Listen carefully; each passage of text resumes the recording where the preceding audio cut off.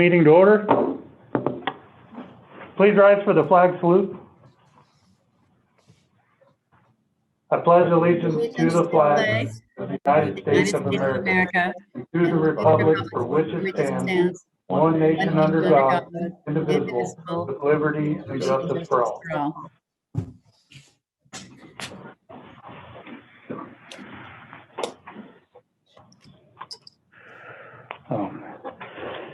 All right, we'll do a roll call real quick. Councilor Uffelman? Present. Councilor Hutchison? Here. Councilor Youngman? Present. Councilor Merritt? Present. Councilor Papke? Here. Councilor Law? Present. And the mayor is present. All right, Mr. City Manager, are there any additions to the agenda? Yeah, at this time I'd like to ask City Attorney Charade Reed to break down some instructions for later on this evening. Charade? Yes, good evening, Council. City Attorney Charade Reed for the record. On the agenda, in regards to the second page of the agenda, there's an adjournment to executive session pursuant to a couple statutes, and it's actually after the adjournment, and that won't be happening. We'll be going into executive session at the end of our regular meeting, but then going back into regular or open session. That's going to require some special Zoom instructions, both to the council and to the public, which we will announce at the end of this session. But just wanted to let all of council know that's how it's going to go a little bit later. You did get invitations for meeting 2, and so that's all you'll need to know, and I'll explain the process a little bit later. Thank you, Charade. And then the other addition change that we have is just a reminder to the council that item 3 under council business is budget committee appointments. And you'll find that on your, if you're on your computer, you can just click on that 3 and it'll take you to the staff report. So just, it wasn't listed there. Just wanted to make sure that we were clarified on that point. And that's it. All right. Next item is the consent agenda. Hopefully everybody's had a chance to read the consent agenda. Are there any questions? All right, is there a motion to approve the consent agenda? This is Councilor Youngman. I'll make a motion to approve the consent agenda. I'll second it. Steve Uffelman. All right, we've had a motion to approve and a second to approve the consent agenda. Any further discussion? Hearing none, I'll do a roll call vote. Councilor Uffelman? Aye. Councilor Hutchison? I need to abstain because I didn't make the special meeting. Okay. Councilor Youngman? Aye. Councilor Merritt? Aye. Councilor Papke? Aye. And Councilor Law? Aye. And the mayor votes aye. All right, that passes. All right, so just a reminder under visitors, appearance, and requests, we have no scheduled visitors or appearances for tonight's meeting. And as a reminder, due to COVID-19, public comment or comments related to city council meetings or any of our agenda items may be presented by email or mail and shared with all councilors, posted online, and made part of the official record.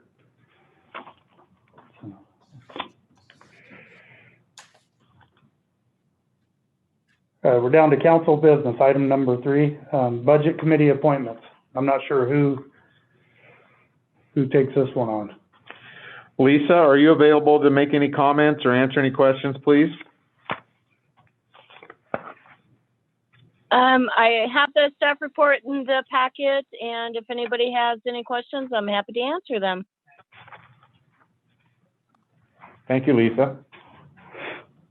This is Steve Uffelman. I do have a question. It Okay.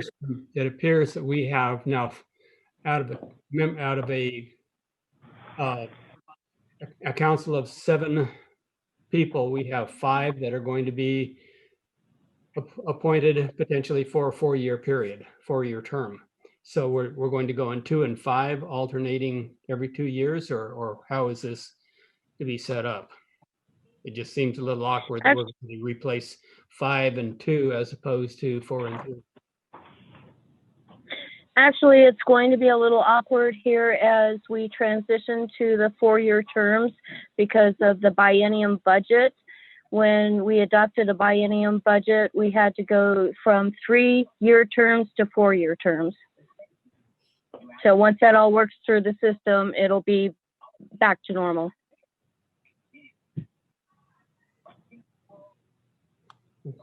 I'm sorry, I'm confused. What do you mean back to normal?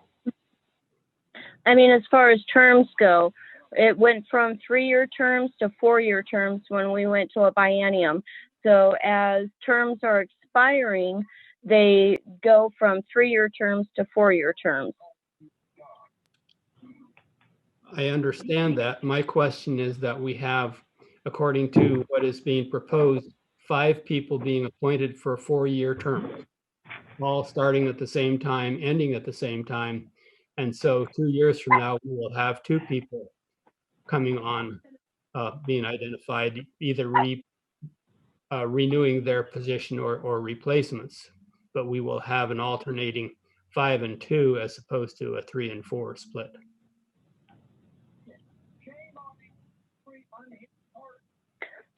Well, I can look into that further for you, but as we adopt, like I explained, we adopted the biennium budget and it went from 3-year terms to 4-year terms. So it's a little awkward to begin with, but then it should hopefully balance out again. Yeah, I think, This Lisa, year- what we needed, I think we should be focused on now is getting the people that have applied for the open positions certified by the council. And then to Councilman Uffelman's point, we need to probably lay out how that will work with transitioning from 3 to 4-year terms, and then ask the council and get some direction from Jared on whether you want a 5-2 or a 4-3, what the council's preference is there. Either way we do it, it will take a while for that to sort itself out as those opportunities present themselves after we move everybody from 3 to 4 years. Would you be okay with that, Councilman Uffelman? Oh, I'm fine with it. I just think that it needs to be addressed further down the road. So that's all I'm raising the question for. So thank you. Yeah, that's a very good point, sir. Yes, thank you.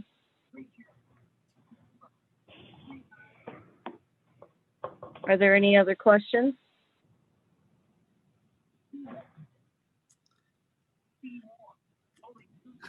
All right, if there's thank you. Oh, sorry. This is Counselor Hutchison. I'll move to reappoint Caroline Irvin, Marty Bailey, Casey Delaney, Greg Munn, and appoint John Charles to 4-year terms on the Budget Committee, which will expire December 31st, 2024. All right, we have a motion. Do we have a second? This is Counselor Merritt. I'll second it. And Daly should be D-A-L-Y. Okay, that's how on mine, the report, it's spelled that way. All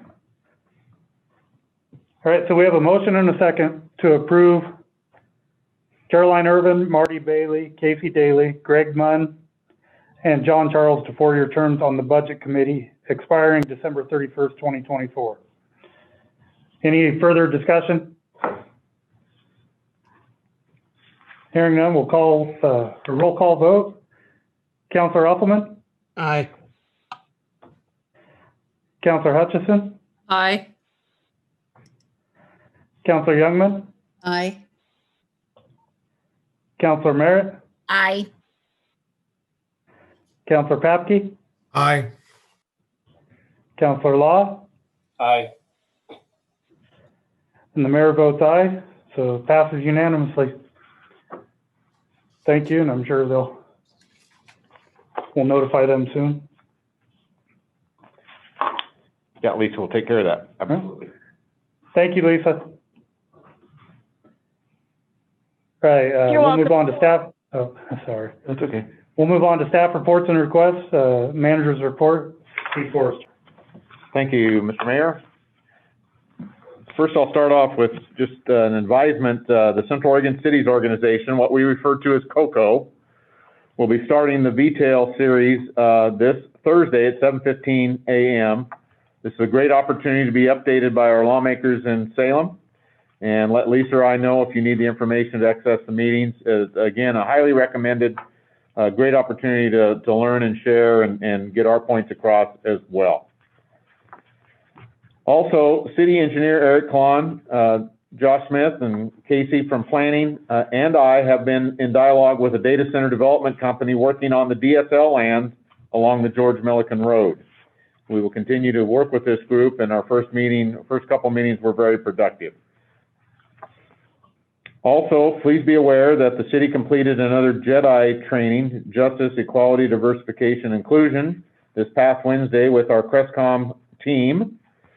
We had a very productive session with good participation, and we're looking forward to developing actionable processes for the community in collaboration with our JEDI committee in the future. We are planning to have a council workshop in March with our JEDI committee to discuss our strategy for JEDI in the community of Prineville. So we look forward to that. Also, I've been forwarding to council information that Mariel from the Cook County Health Department has been providing regarding COVID vaccination programs. Also had an opportunity to talk with Patricia Youngman, Councilor Youngman, today as well. We know that there's a tri-county effort underway, and they're holding vaccinations at Deschutes County Fairgrounds, as well as some local vaccination opportunity along with that here in Prineville. Today, we also saw a slight change in the extreme COVID restrictions from Governor Brown, allowing limited indoor activities such as gyms to be open on a very limited basis. Hopefully, the trend continues with fewer COVID positive cases, more vaccinations for our citizens, and a further relaxing of restrictions by the governor to allow businesses to reopen. So a little bit of movement. We've got a good trend going with positive COVID cases, and more importantly, we see those hospital trend lines continue to move in a positive direction. So we're hopeful that we can keep that trend going, and with any luck, maybe things will get a little bit better for us as we look at the next weeks and months ahead. That concludes my report. Is there any questions for me tonight? Steve, this is Janet. I didn't catch all of it when you talked about you and Eric and Scott. Was it DSL land that you were looking at on Milliken Road? I couldn't quite understand what Oh, okay. Yeah, so I think we talked about it a little bit in the past, but the the Department of State Lands had 160 acres that has been sold to a development company that has control of it anyway. And they are a development company that works closely with the data center community on developing a site that's all ready to go for a potential data center to build out on. So this is a little bit different approach than what we had with the two data center concerns that are in our community now, where they were established companies that had their own plans, had their own development people, and we worked with them very closely and very successfully, obviously.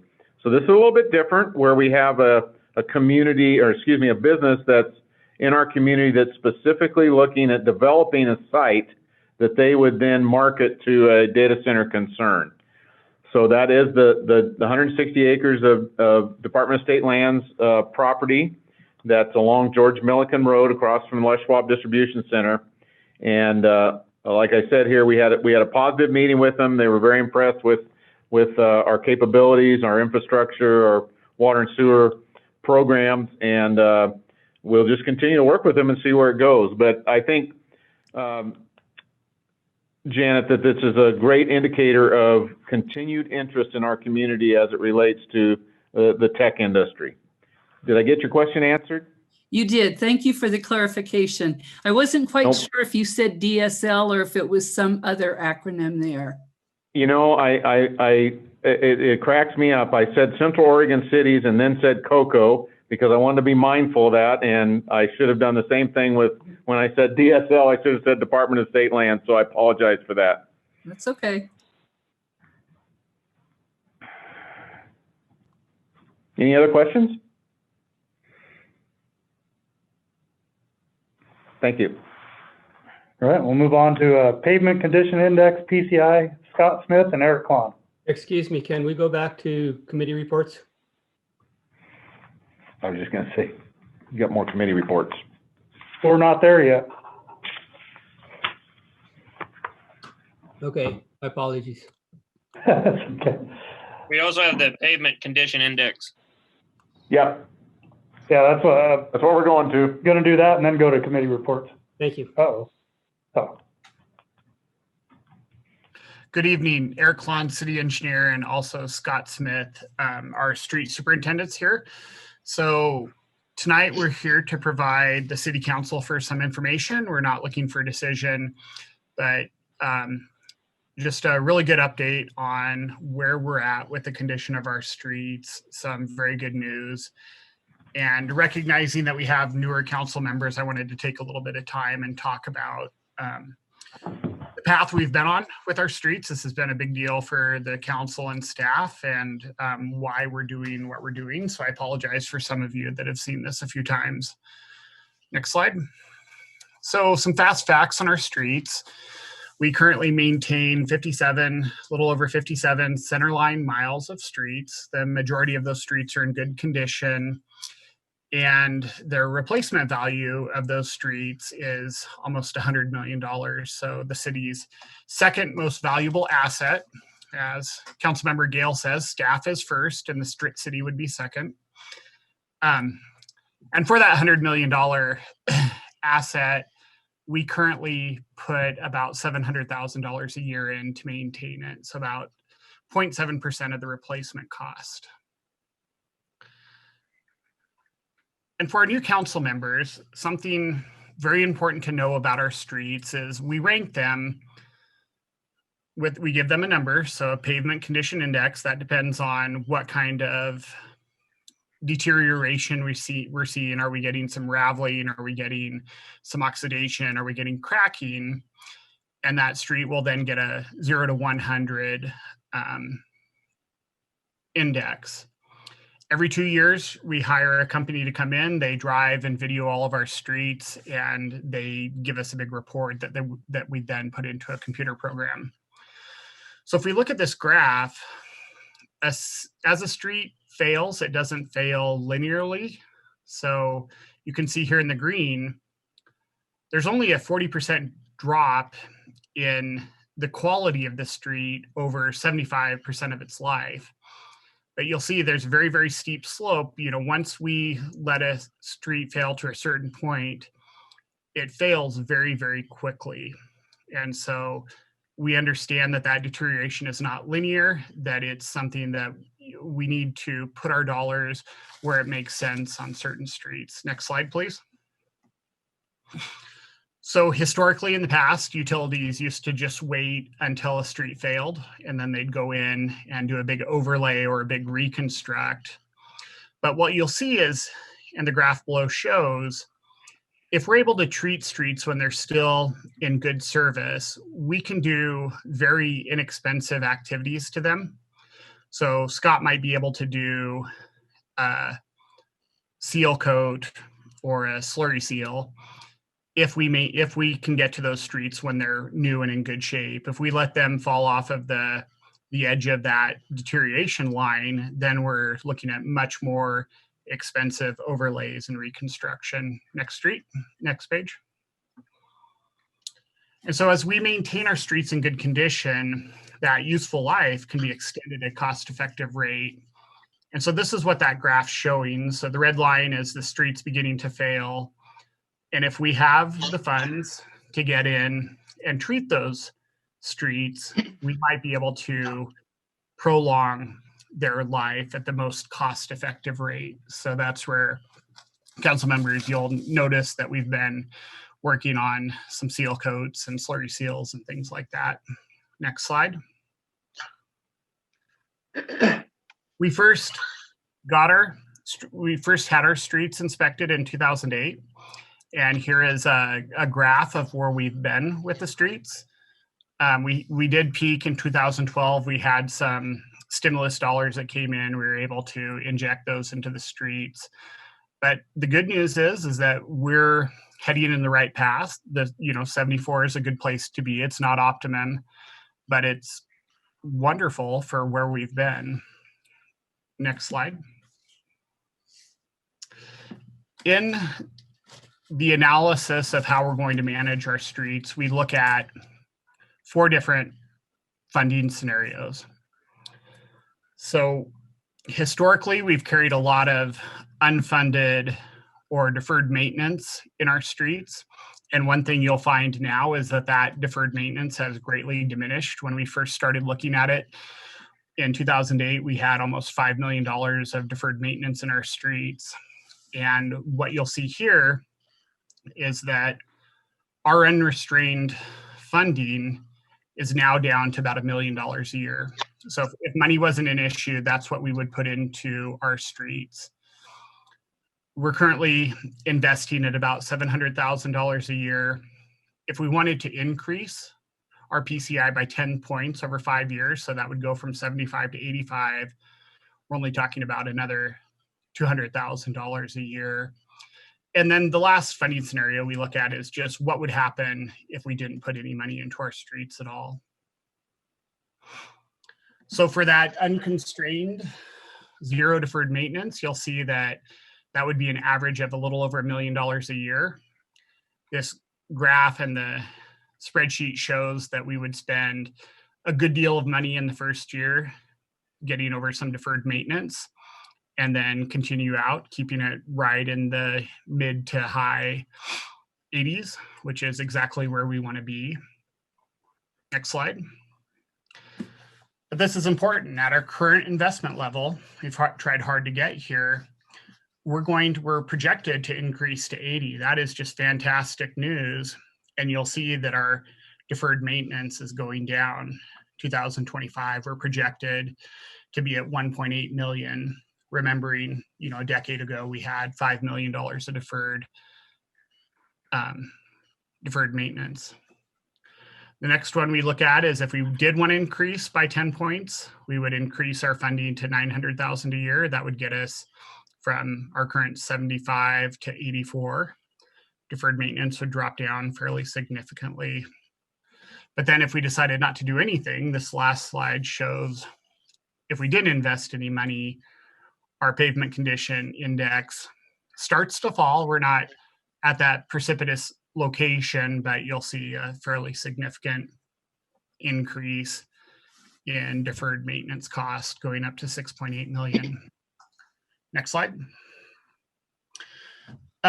So this is where our streets currently rank for the city of Prineville. Green is very good, blue is good, yellow is good for a load-bearing street, and then poor. So we're lucky we don't have very many poor streets.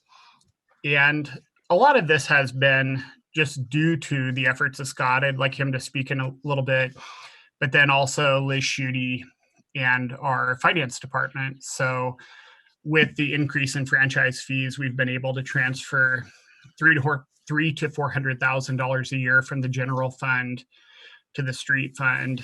That's allowed us to come into this to where we're currently at. And then before we turn it over to Scott, this last slide just shows where we'll be at the end of 5 years with our current funding scenario. So you might ask, okay, why we have a little bit of red down here by the stadium? Why is that? That street's just so far gone that we're not scheduled to put money into it until it comes to a full reconstruct.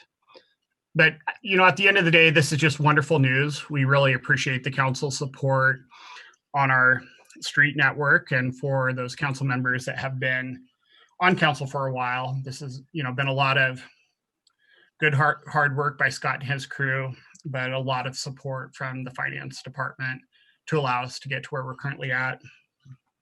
Scott, do you have anything to add? Well, I'd like to, I want to thank Liz, Steve, the budget committee, with their support and being able to transfer and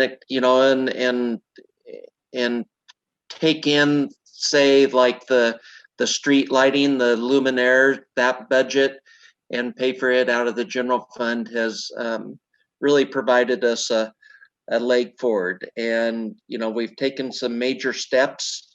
I think anybody that deals with a budget always wants to have more, but the realistic fact is that, if we can stick at this funding level for the next 2 cycles of budgets, the bienniums,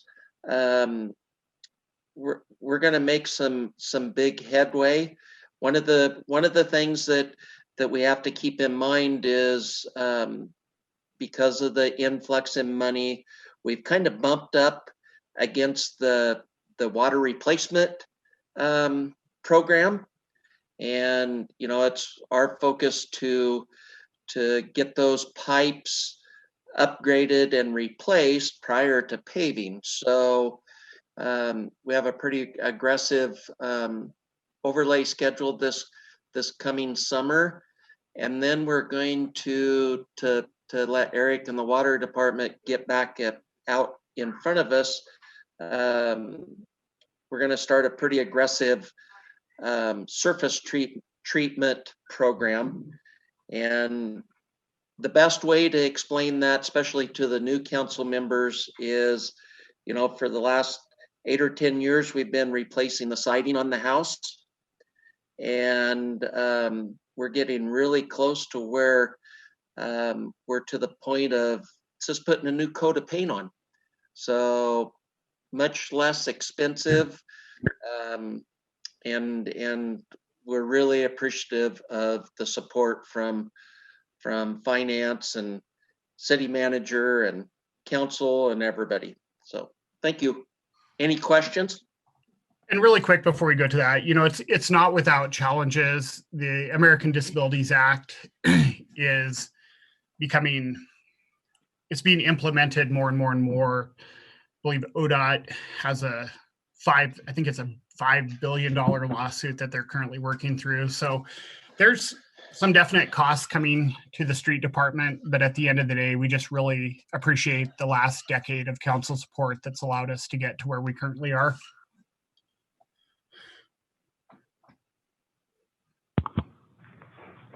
All right. Anybody have any questions for Scott or Eric? Yes, I do. Cal? We had talked, you several years ago, Eric and Scott put together a draft of how much it would save us to get the project done in very short order, as opposed to delaying it and taking several years to work through the process. I understand the need to replace water pipes before you pave, but by the same token, the sooner we can get to 85, the quicker we can reduce our long-term maintenance expenses. And I appreciate your moving that forward as quickly as you can, even if we need to find some additional dollars.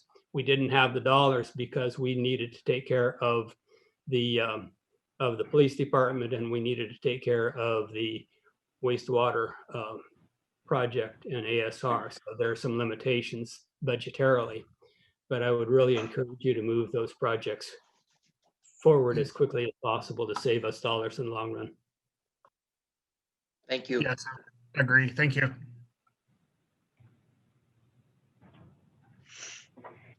Any other questions or comments?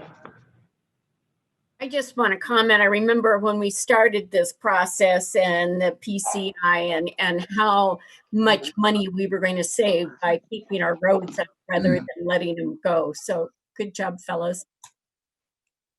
Couldn't have done it without you. Thank you. I agree. That perfectly said, Gail. I agree with that. We're facing some pretty steep numbers there if we didn't jump on this. And I'm glad you guys had the foresight to do that. So thank you. Yep. And you'll see, some of our neighboring communities are going after bonds for street maintenance. And with all of Scott's good works, we were able to do that with the dollars, or we were able to maintain that asset with the dollars we had available. Thank you. Yeah, and Mr. Mayor and Council, I'd like to just remind you, and Eric touched on it, but this is a benefit of our relationship with the data centers and the impact of the franchise fees on this city.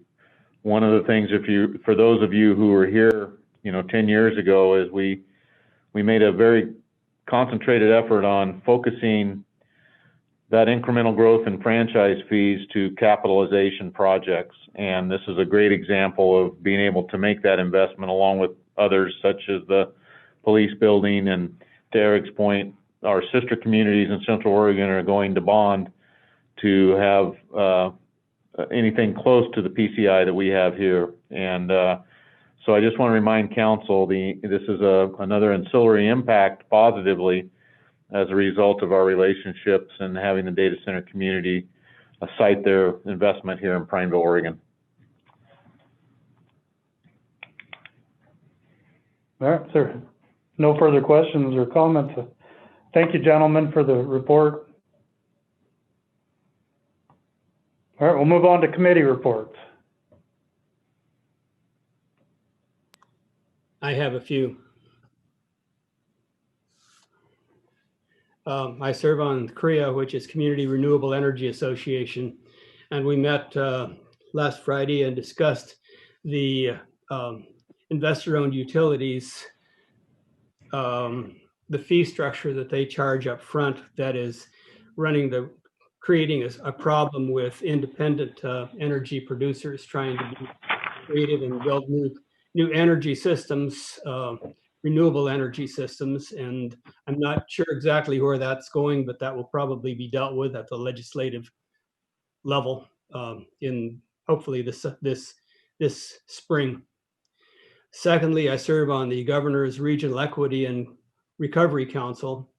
And we had a meeting last Thursday. We did an overview of policies and we reviewed ideas for a survey of community-based organizations.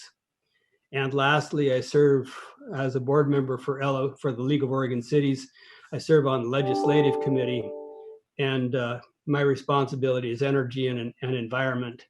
And we had our initial meeting of that committee for LOC to run through the high priorities, which are housing, mental health, equity, and infrastructure, and we'll see where we go from there. We'll be meeting most Thursday afternoons, and then each of us will have responsibilities working with legislators individually.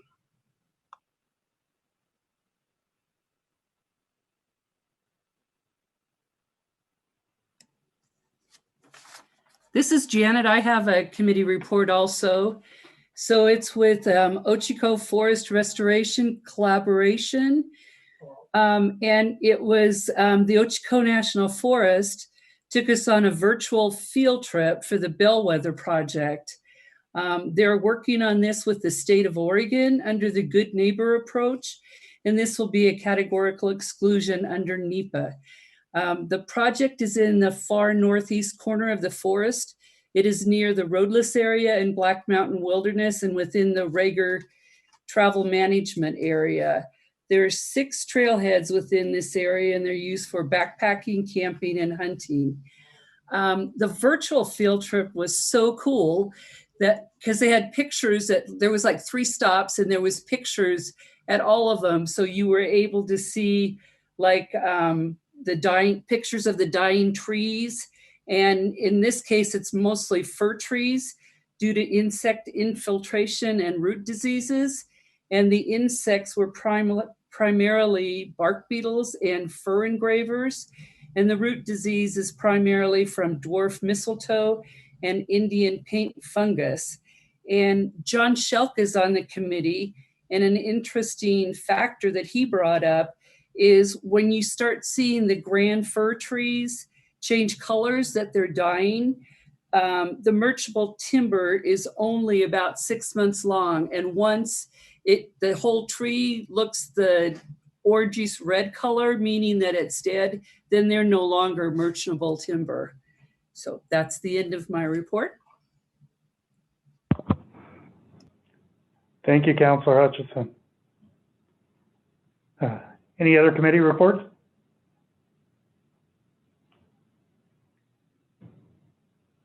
All right, hearing none, we'll move on. No ordinances, and we'll move on to resolutions. We have resolution number 1471, authorizing the Oregon Public Works Emergency Response Cooperative Assistance Agreement. Eric Klon. Yes, good evening. This is just an update or renewal of this agreement. What this would be used for is in the case of the emergency, different public works departments can create vehicles, or we can send vehicles, and we have, reimbursement rates associated with that. So this would be something that potentially would be used in like a Cascadia event. So if the Cascadia event hit, then disaster managers could put out a call for Vector trucks. And if the city of Prineville felt like we were able to provide that resource to a differing community, then, this agreement would dictate that agreement or that partnership. And so it just came for renewal. We thought it would be good to run it by council for council's approval, and I'd be happy to answer any questions that you may have. Eric, Got I any have questions a for Eric? This is Patricia. How long is this agreement in for? Is it like a year, or we renew it every 6 months, or? Jared, can you answer that? I don't have it in front of me. I want to say 5 years is what the last time we looked at it.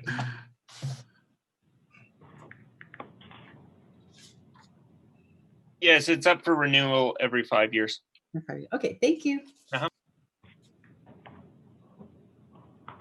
Eric, I have a question for you. Has this ever come into play? Have we ever had to loan a vehicle or share vehicles with any other communities? We haven't. We did borrow some equipment from Deschutes County. Scott, I'm thinking about when you had them seed for you, and theoretically that would have been covered under this agreement, but really it's for that. This was something that came out of the Cascadia event studies that, for the last decade we've been looking at. So we're kind of doubled up on this. This is more of a statewide. So it would, this one would kind of come into play with more ODOT and that statewide emergency. We've got the Central Oregon Public Works deal that's got the local cities and counties that we're a part of, that for those more local type situations, Mayor. Thank you. That might have been the one I was thinking of too. Yeah. All right, any other questions? Mr. Mayor, I move to approve resolution number 1471.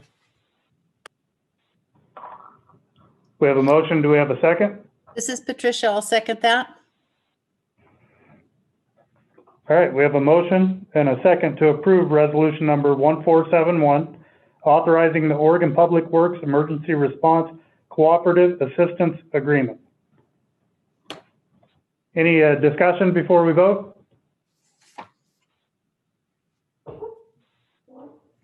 All right, hearing none, I will do a roll call vote. Councilor Appleman? Aye. Councilor Hutchison? Aye. Councilor Youngman? Aye. Councilor Merritt? Aye. Councilor Papke? Aye. Councilor Law? Aye. And the mayor votes aye. Passes unanimously. Thank you, Eric and Scott. Thank you. We'll move on to resolution number 1472. Adopting Barnes Butte Concept Plan, Echo the Butte. Eric Klon and Casey Kaiser. All right, this is another fun one. Eric Klon, city engineer. I'm just going to give a little background and then turn this over to Casey. Casey's really helped out with this project since he's come on board. So for our council members, you're very familiar with the purchase of this property. As soon as we secured the property, it was a big goal and effort from the city council to get the public out there and using it. So we developed that interest group. So advertised on Facebook, see who was interested.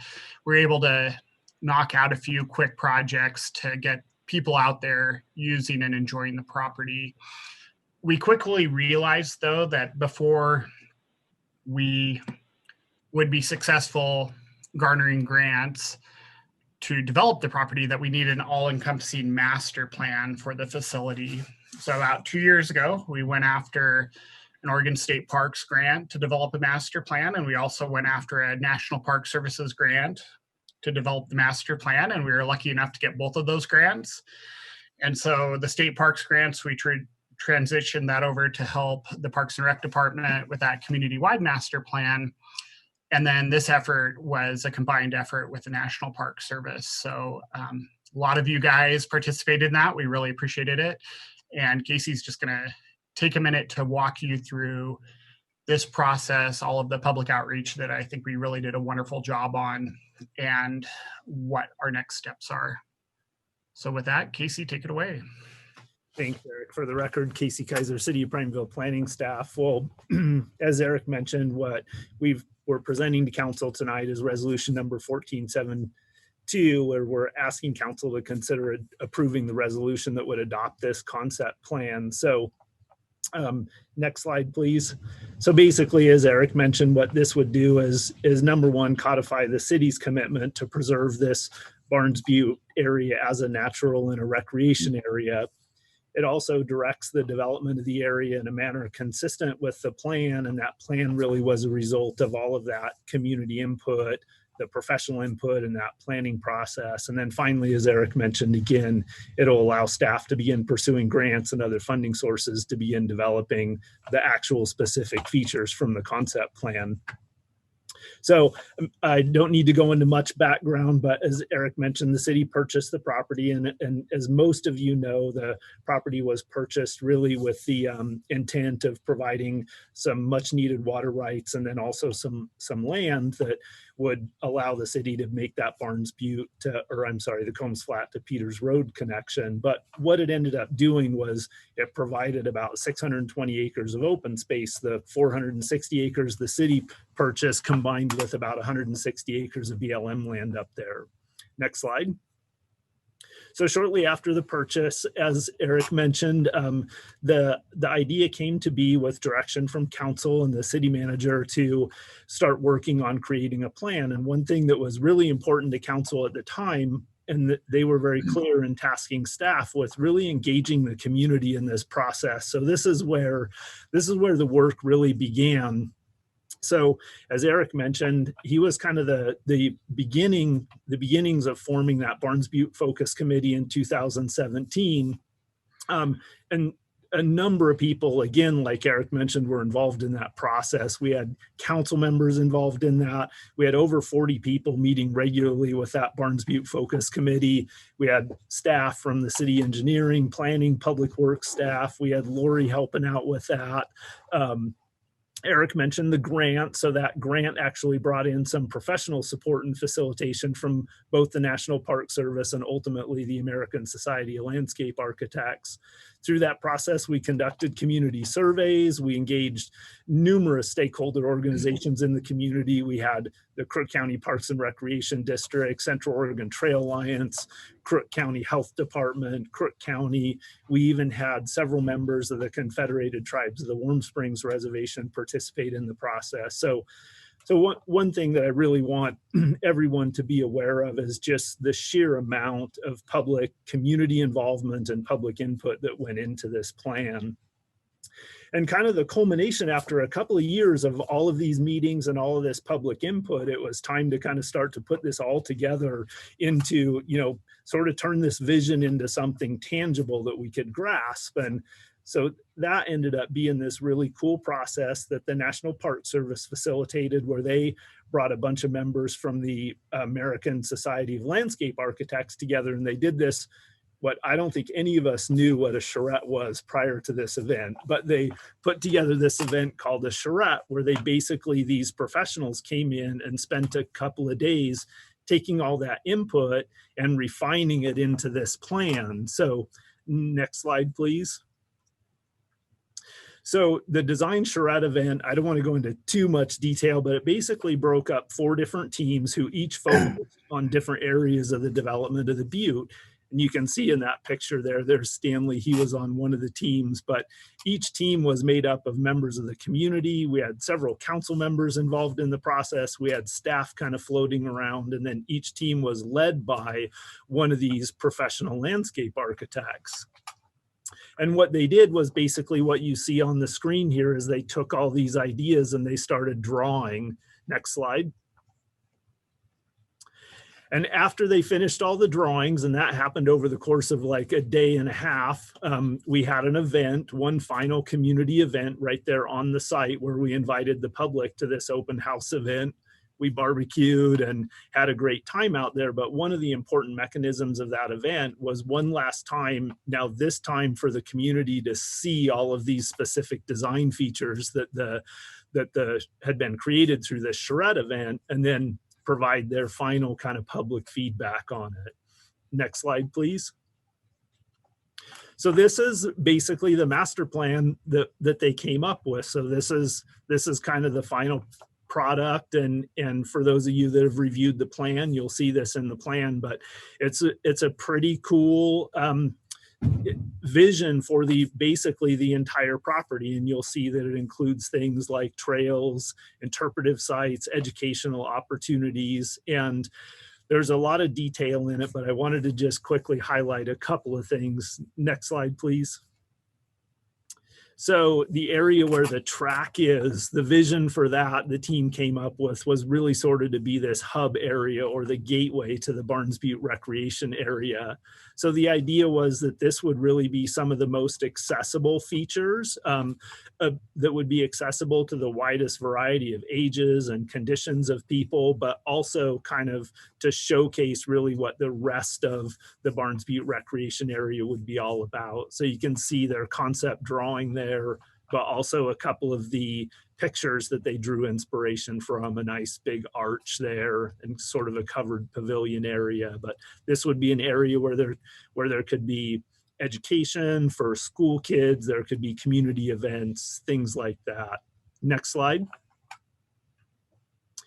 So a big part, and something that there was a tremendous amount of community interest in, was having a really robust trails network up there. So ultimately what the plan lays out is 15 miles of trails with a variety of surfaces, a variety of difficulty levels. On that trails team, that was one of the 4 teams, and there were mountain bikers on that team, there were hikers, there was even, I believe, an equestrian on that team. So they really looked at how to slice up the property and get a network of trails up there that would kind of provide something for everyone. And what's really exciting is I know that Councilwoman Gail Merritt knows is a lot of these trails have actually already kind of been put into use up there. Next slide. So one of the cool features was, and again, council is very familiar with the connection between Combs Flat Road and Peters. So that was one of the things the plan had to take into consideration. And one of the challenges was, how do we get people from the neighborhoods to the west to the recreation area on the east when there's this significant collector street in the community going through there? So the idea that was come up with is this idea of a trail underpass that would provide that crossing. In the picture there, it's a little bit misleading. That's a wildlife crossing, but this will actually be a trail crossing. You can see the drawing of the cross section in the upper left. Next slide, please. So another big thing was the outdoor learning. There was a lot of emphasis on education involving the kids from Barnes Butte Elementary School. So there were some pretty cool ideas for providing interpretation opportunities and these kind of interactive learning opportunities for kids. Like there's a picture there of a beaver dam analog. There was the idea for some interpretive signs about the Thule gathering that happened on the site, things like that. So there's also a diagram there, an idea for having education about the different veg zones. So some pretty cool ideas for outdoor learning. Next slide.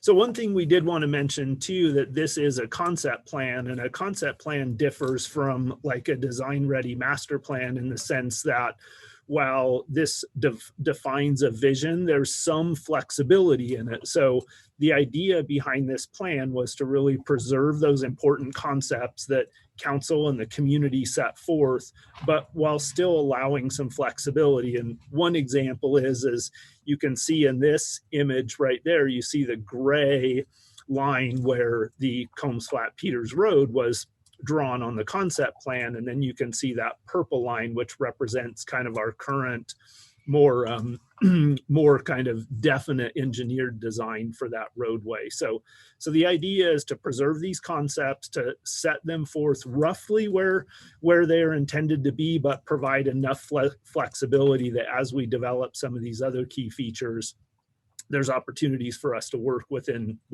a framework, so to speak. And I think, next slide. I think that concludes my staff report and presentation on it, but I just thought these were some cool pictures that we dug up in the process. And this was some of the Hudspeth vision for a shopping center. And this was, you can see the date there. This was in 1952. So I just thought that was kind of interesting note that this was something that could have come out of that family up there. So any questions for Eric or myself?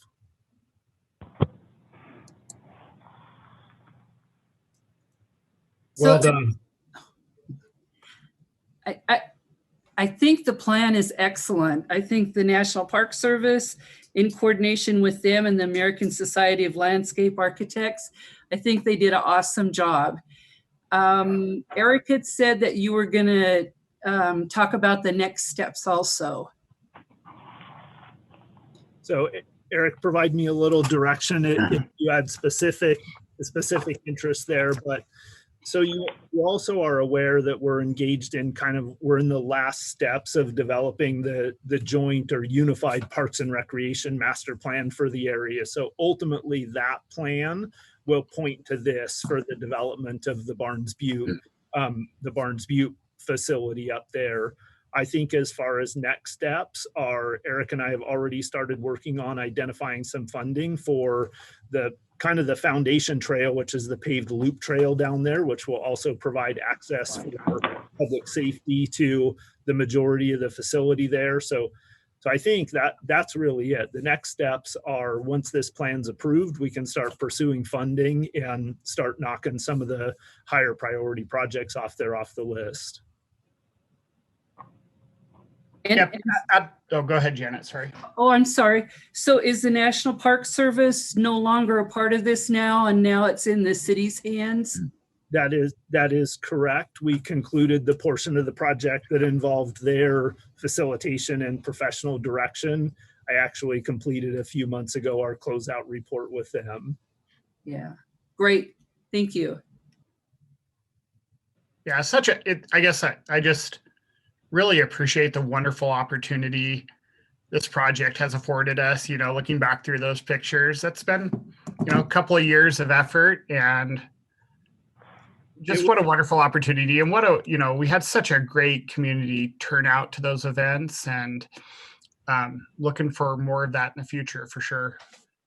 I know there's a few different council members now from when we started this project, but I really think this is a great example of a project that we can all be proud of.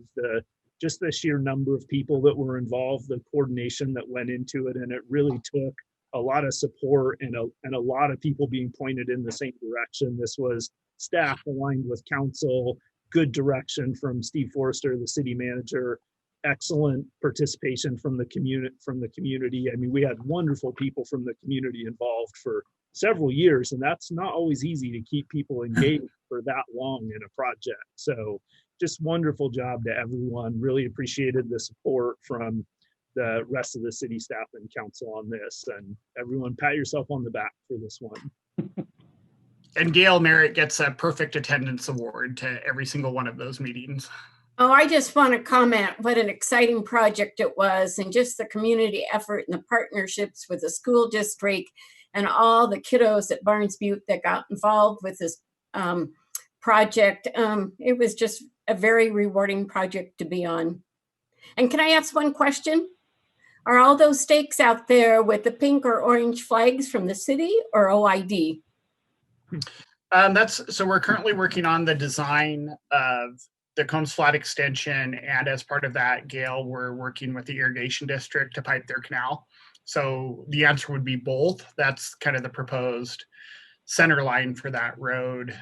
And our plan is to hopefully construct the road at the same time that the canal is piped. And so the road is somewhat dictating the layout of the canal, and the canal piping somewhat dictating the layout of the roadway. I just think it's all very exciting. So great job, fellas. Thank you. Any other questions or comments?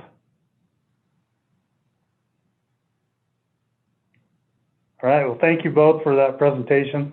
And I'm open to a motion to approve resolution number 1472. This is Councilor Merritt, and I will move to approve resolution number 1472, adopting Barnes Butte concept plan, Echo on the Butte. This is Steve Uffman. I'll second that motion. All right, we have a motion and a second to approve resolution number 1472. Any further discussion?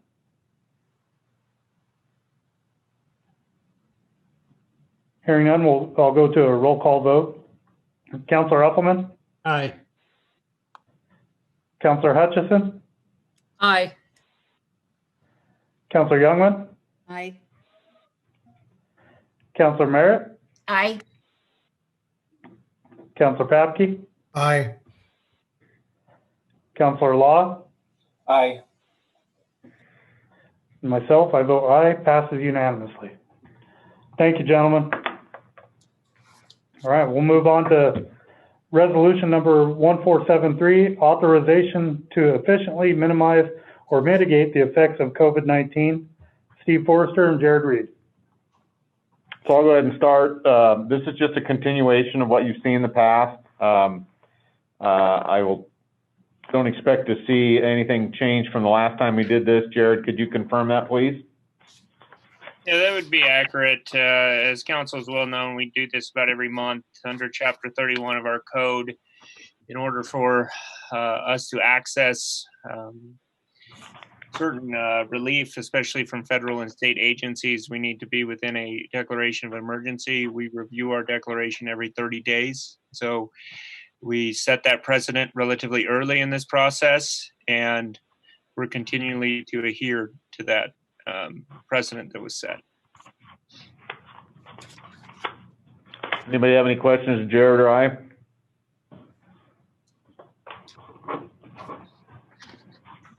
All right, if there's no questions, do we have a motion to approve resolution number 1473? This is Councilor Youngman. I'll make a motion to approve resolution 1473. Do we have a second? This is Counselor Hutchison. I'll second.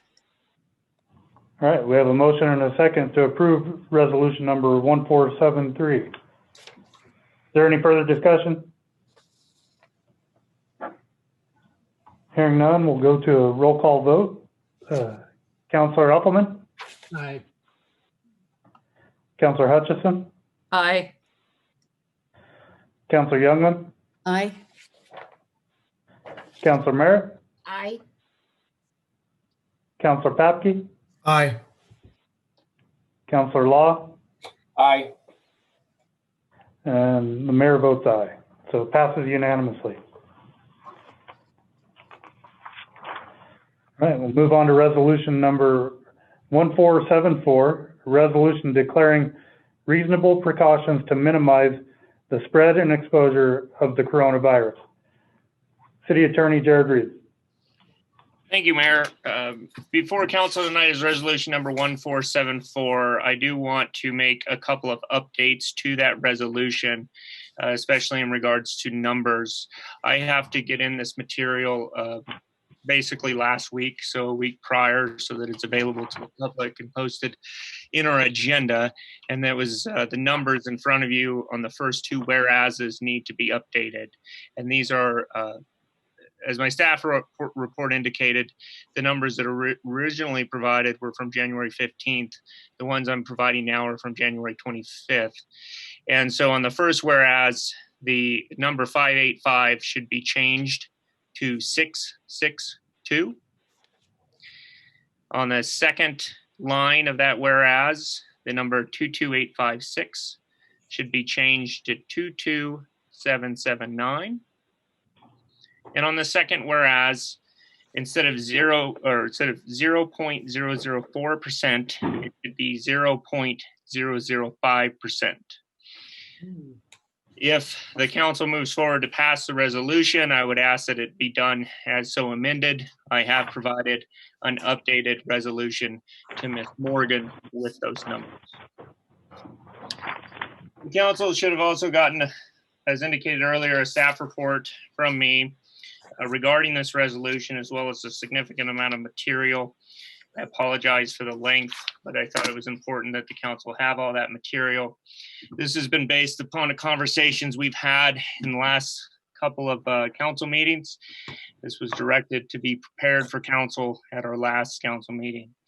And I think it's important to note, and I'm sorry that a lot of this may be redundant from the staff report, but I think it's important to have it also presented pursuant to in this meeting tonight. The first thing that's really important to recognize is that this is really a two-step process.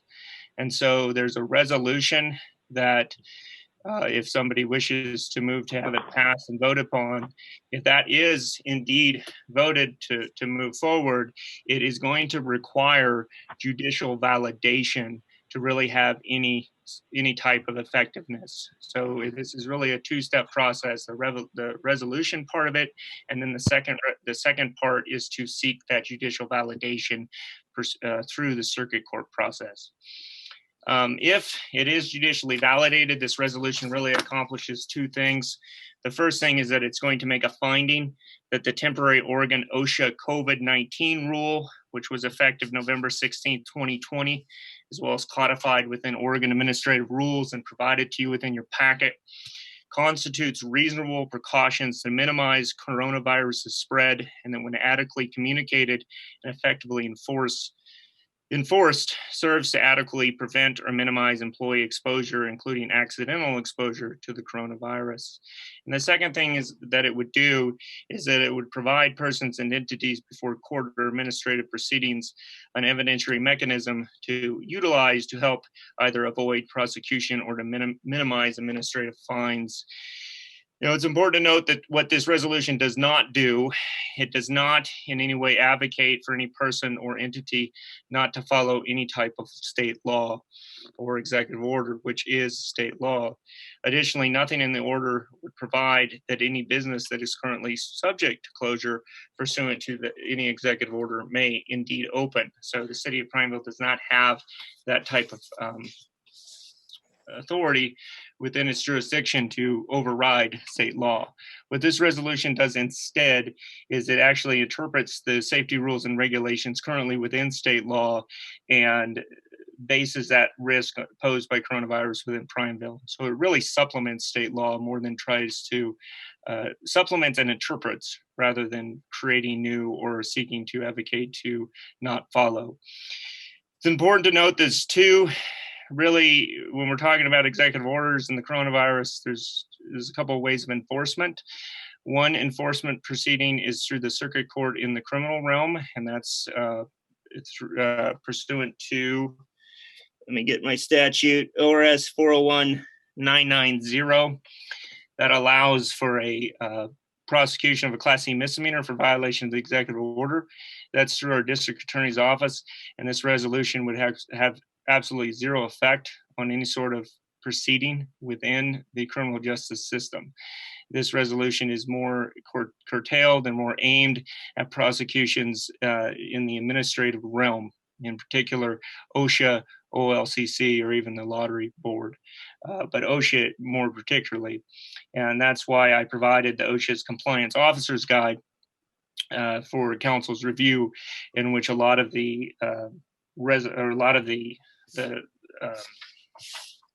portions of the resolution really speak to, because in any sort of administrative proceeding, there's a variety of things that are looked at both by the agency and as well as an administrative law judge in regards to whether a violation actually occurred, and then to take it a step further, if a violation occurred, what is an appropriate fine. And with that, I set forth in my packet really just an explanation of each of the different sections within the resolution, and just going through those with council here tonight. So the first one, as stated earlier, it was amended to reflect current numbers, and those statistics are now provided as of January 25th, 2021, rather than January 15th. And, per those statistics, it's 2.8% of Crook County's population has contracted the coronavirus. Unfortunately, data just for the city of Prineville isn't available, and so we have to use the county as a whole. Now, the purpose of the provision is to show that the hazard posed is of low probability and risk, and so that's an important provision when we look at mitigating fines for any sort of employer or regards to the safety threat to their employees and their customers. 2.8% is considered low probability and risk. On the flip side, it would be 97.2% has not contracted the virus as yet. Now, a legitimate concern that we have in this is that during the validation process, the numbers themselves will start to spike.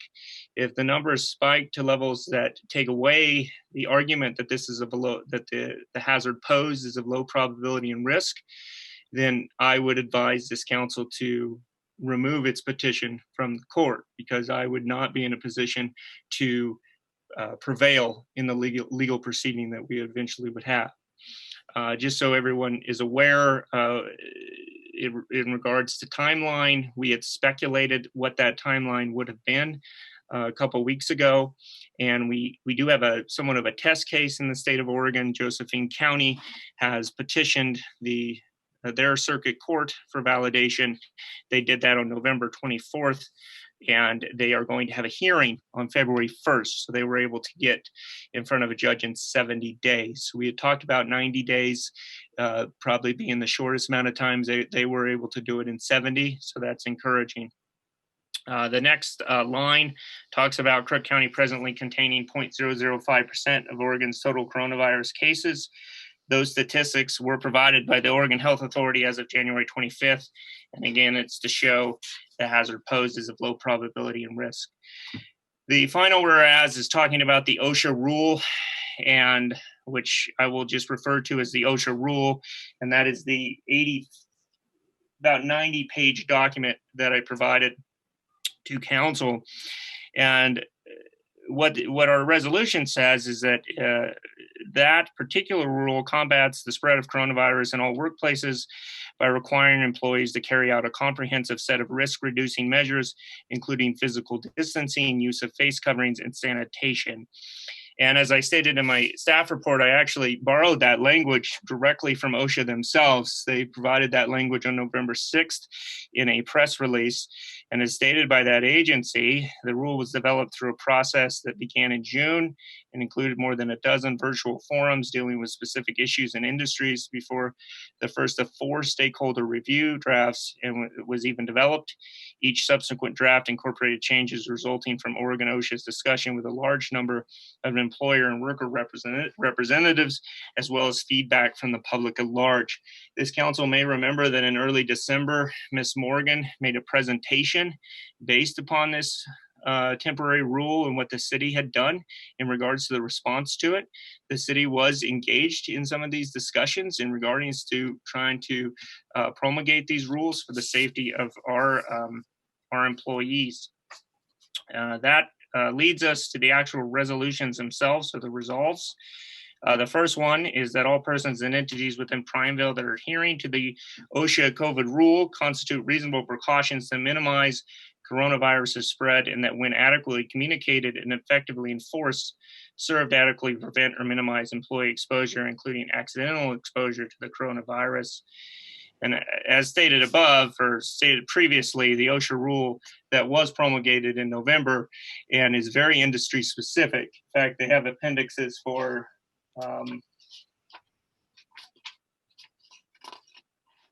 19 different industries. Were carefully developed by people within that industry, by health professionals, by government officials, and through those rules, they were the whole goal of those rules was to make certain precautions that employers had to take to minimize the risk and spread of the coronavirus. Moreover, when we had our panel 2 weeks ago, there was evidence presented that when businesses that were following these rules were minimizing the risk of the spread of the coronavirus. So it's really just a factual statement within the resolves themselves. The second resolution is that all persons and entities within Prineville may present this resolution to any court or tribunal, including proceedings before administrative bodies, as prima facie evidence of good faith compliance with relative state and local laws and rules, including administrative rules, while engaging in activities that are inconsistent with executive orders related to the coronavirus. And so the purpose of this finding is to provide the business owner with really the evidentiary tool to present in the event they were prosecuted for purported violations. I really want the council to keep in mind, and this is really what separates this resolution from other resolutions that have been done in the state.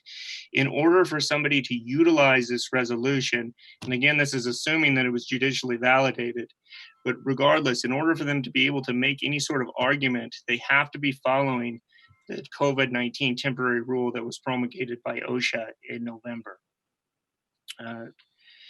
The third resolution states that it constitutes prima facie evidence that in Prineville the hazard posed by the coronavirus is one of low probability and risk, and that reasonable precautions is defined by the OSHA rule taken by persons and entities to minimize coronavirus spread constitute good faith efforts, regardless of whether such precautions are consistent with executive orders related to the coronavirus. Again, this is really opining why a business owner should not face prosecution if he or she was following the OSHA rule. This provision codifies that the risk of injury is low, and that by following the OSHA rule, business owners are taking the appropriate safety precautions to minimize that risk. As set forth in the guide, if the risk of injury is low and the precautions taken by an employer to minimize that risk is appropriate, no complaint should be filed, or in the alternative, no prosecution should result. The fourth resolution is that reasonable precautions, as defined with the OSHA rule, when adequately communicated and effectively enforced, serve to adequately prevent or minimize employee exposure, including accidental exposure to the coronavirus, regardless of whether such precautions are consistent with executive orders related to the coronavirus. In regards to adequately communicated and effectively enforced, it's important to note that within the temporary rule, within the OSHA rule itself, there is mechanisms for employers and requirements for employers to adequately educate their employees in regards to the actual rules themselves. In fact, within the rules, there has to be a what's known as an exposure risk assessment. Employers should have already had gone through that exercise back in late fall, back in November. And then as a result of that exposure risk assessment, employers were supposed to develop an infection control plan. Council may remember that in December, Ms. Morgan presented our infection control plan to council. So this really goes to that. One of the factors within the OSHA guide, a big one, is employee and employer knowledge and communicating the risk. And this goes right to the heart of that. The fifth resolution and the final one is that this resolution has no legal effect unless and until validated by a circuit court. Now, I attached the proposed petition that I would use to the Crook County Circuit Court. It's at the end of your packet. And so again, if the resolution was approved, I would need the additional motion authorizing me to file that petition. And again, the judicial validation is really key here, because without the judicial validation, this really does not allow to be an effective evidentiary tool for anybody trying to use it. Instead, it would just be, in essence, just be an opinion. Now, that kind of goes into why the judicial validation is such a unique tool for the city to utilize in this particular proceeding or in this area. So any business owner, in effect, could make the arguments that have been outlined within this resolution. If they were in front of an administrative body, they could argue, hey, I've been following the OSHA COVID-19 rules, I'm mitigating the exposure that my employees may have, and I shouldn't be fined accordingly, or I shouldn't be fined thereof. What that person doesn't know is whether that has any judicial validity to it. So that person has to go through a cause or controversy to be in a position to make that argument.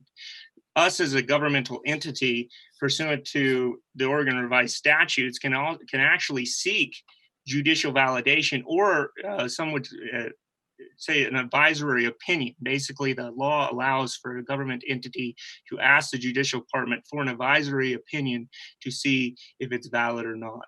And so this is a particular portion of the law that is really particular to councils to be able to do.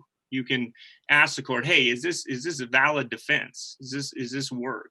And the court there would say yes or no based upon its interpretation of the laws, which really works in the checks and balance system that our democracy was really created to follow. And with that, I would be open to questions. I could talk much longer, but we've already talked a lot about this issue in our previous sessions. Jared, this is Councilman Papke. I got just a couple of quick questions. Regarding the OSHA guidelines, as the governor has changed the risk assessment level of a county, we've got the 4 levels. The businesses that have been able to stay open through all 4, are there any additional guidelines or safety precautions or anything they have to do or change as they go through, as we move through the risk assessments, or does it matter? I mean, if we're green, OSHA says do this. If we're all the way over in the red, OSHA says do this. It's the same no matter what risk assessment. Yeah, so the OSHA rule that I'm referring to applies to all risk levels. And so if they're in green, they have to follow it. If they're in red, they have to follow it. The difference, especially, we can use gyms as an example, since gyms were somewhat modified today. So if you look at the OSHA rule, gyms are Appendix 12, where there's specific rules to those gyms themselves. And basically every gym in Oregon is supposed to be operating under those rules, or they're subject to fine under OSHA. The difference is that in extreme risk, yesterday, for instance, if a gym was operating, even if they were following the OSHA rules, that would be against the executive order and they'd be subject to prosecution. So the risk levels and the executive order, the determination of what businesses can operate and which ones can't, really is a determination by the governor as a way to minimize, by really just minimizing the amount of interaction people have. Is that probably a correct assessment, or somewhat correct? I honestly couldn't opine in regards to the rationale behind the particular industries that Governor Brown has decided to allow to be open and not. Unfortunately, there really hasn't been much scientific validation in regards to those particular rules. I have hoped that there was some sort of rationale of why certain industries disproportionately contributed to the spread than others. Frankly, I've never seen it. I don't believe that the letter that council had submitted a couple of weeks ago was ever responded to. I could be corrected there, but so I don't want to say what, I mean, yes, what you're saying makes sense, but I haven't actually heard any actual reason why, other than we want to try to mitigate the spread of coronavirus. But as stated earlier, there's a lot of industries that have remained open and been able to operate, but I don't know where the correlation is with the outbreaks. So just make sure I'm following you, and thank you for that. So regardless of the risk level, if your business is allowed to open, everybody has to follow the same exact rules across every risk level. There have just been some businesses that have been singled out to be closed based off certain levels. Right. In regards to the level of it's really, in my reading of it, in these risk levels are really determined on the spread, on the speed of the spread that is happening, or the significance of the spread. Thank you. Mm-hmm. Counselor Youngman, I have a few questions. Yes, I was kind of, if the business is following all the OSHA guidelines, and OSHA comes in and gives them a ticket or a fine, or fines them in fault of something. So this resolution, that owner can then go to the court and say that because they have this resolution that they're not going to be fined. I'm just kind of like, I'm confused. Maybe I need some examples of what sort of activities we're talking about that would be inconsistent with the executive orders. Sure. So let's say you were a gym owner and you had 8 people in your gym working out. Mm-hmm. And you were following all of the OSHA temporary rules that are outlined in this packet, including everything within Appendix 12, which talks about all the ventilation systems that need to be in place. It talks about the cleaning and sanitation that needs to be in place, and it talks about the social distancing or physical distancing that's required, as well as the mask, face shield and face covering requirements that need to be done. So you're doing all of that. Mm-hmm. It's just that you have 8 people within the gym. Okay. And so you're fined, or at least you're given a ticket, and you have to go to administrative hearing.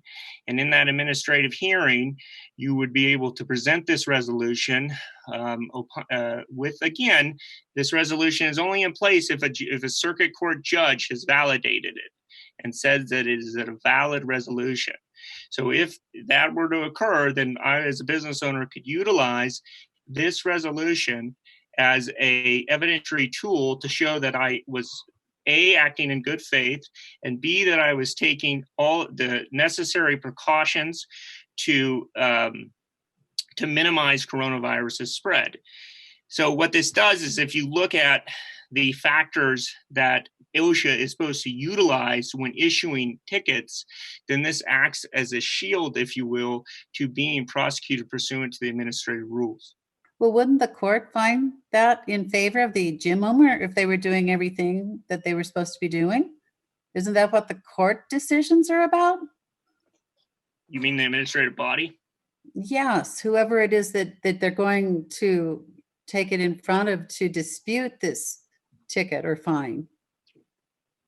If the administrative body certainly could decide that, if it was, but it would need to be presented to them in basically this form of argument. Because I think most administrative boards have that opportunity for folks to come in and state their case. Correct. So wouldn't you think that the administrative board, if there was everything they were doing everything right, they would come to the same conclusion? Not necessarily, because the business owner would be violating the executive order. So the administrative body could give that more weight than the argument that I'm making, or the resolution would be making. And thus it would trump it.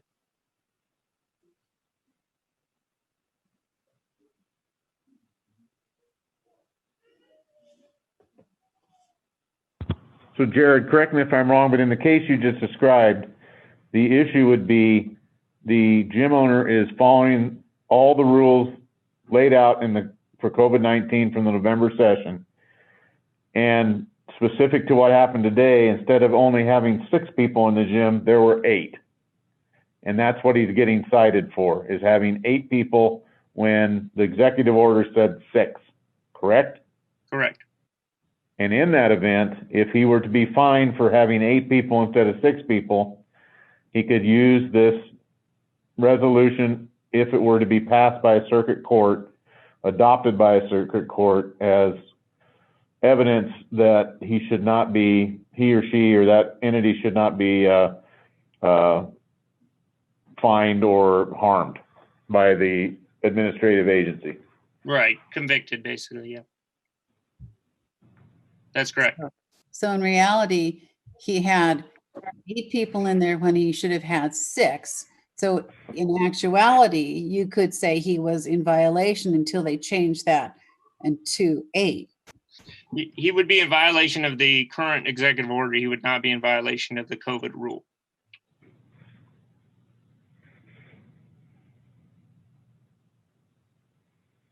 And so what this resolution states is that if you're following the COVID rule, the OSHA rule, then you're making good faith efforts to protect your employees and the public, and you should not be prosecuted, executive order notwithstanding.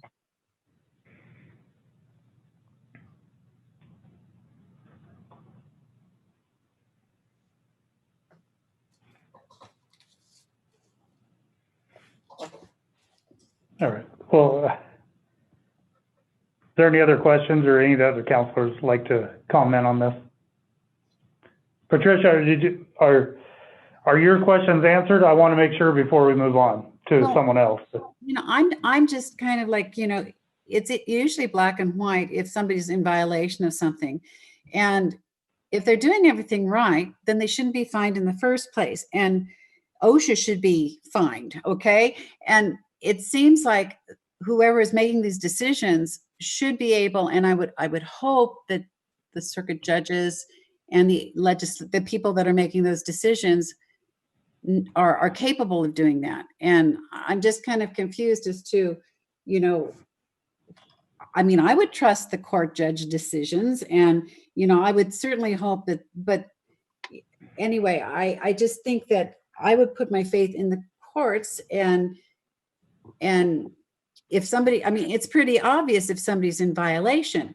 And so, I mean, I can't think of any other, you know, examples. And I just kind of, I'm kind of befuddled as to this whole thing. So, well, sorry, I didn't mean to interrupt, Patricia. Were you finished? I guess I am. Okay, I did want to just clarify something. I think it is important because I certainly appreciate what you're saying.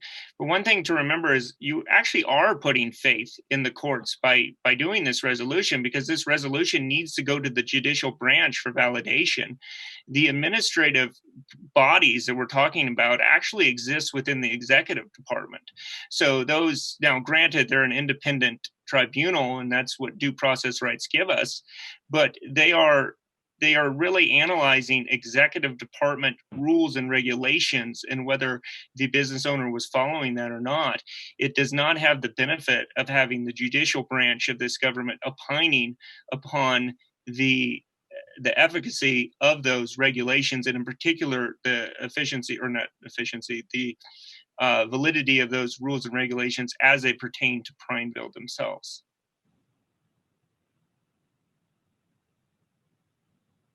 So, Jared, let me make sure I'm following this too. So, let's say this never comes to pass and business doesn't follow the rules and whatever rules they are dealing with COVID, and they get assessed a fine and they want to challenge the fine. The body they would go in front of is from the executive branch and would not involve the courts and the judicial branch, correct? Correct. It would not involve the judicial branch. Now, you can appeal a decision at an administrative body, and eventually it would get to a circuit court. However, that is a very long and arduous process. So if we move forward with this resolution, as they go in front of that executive body, they, meaning the business owner, is basically bringing a decision from the judiciary branch with them as another tool in their toolbox to challenge any fines that might have been levied against them.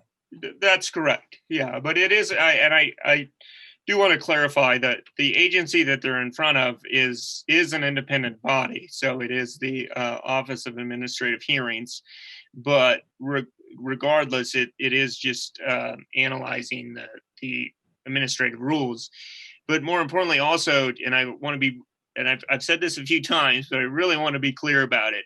If that particular business owner had, let's say, 5 violations, let's say, and one of them was in violation of the executive order and not in violation of the OSHA rule, while the other 4 were violations of the OSHA rule, this resolution would only work on that one of the 5, because what this resolution states is that you have to follow the OSHA rule in order for you to, in essence, effectively have this shield. It's only when the OSHA rule is inconsistent with an executive order.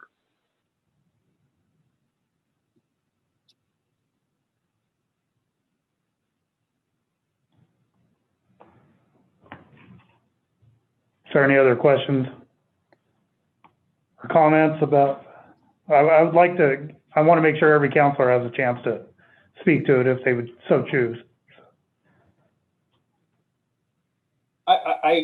I'll make one comment, only because Jared, in his amazing work and all the things that he has briefed and explained to us here, I think in all of the verbiage and lingo, I kind of want to dumb it down for myself and my own perception of it.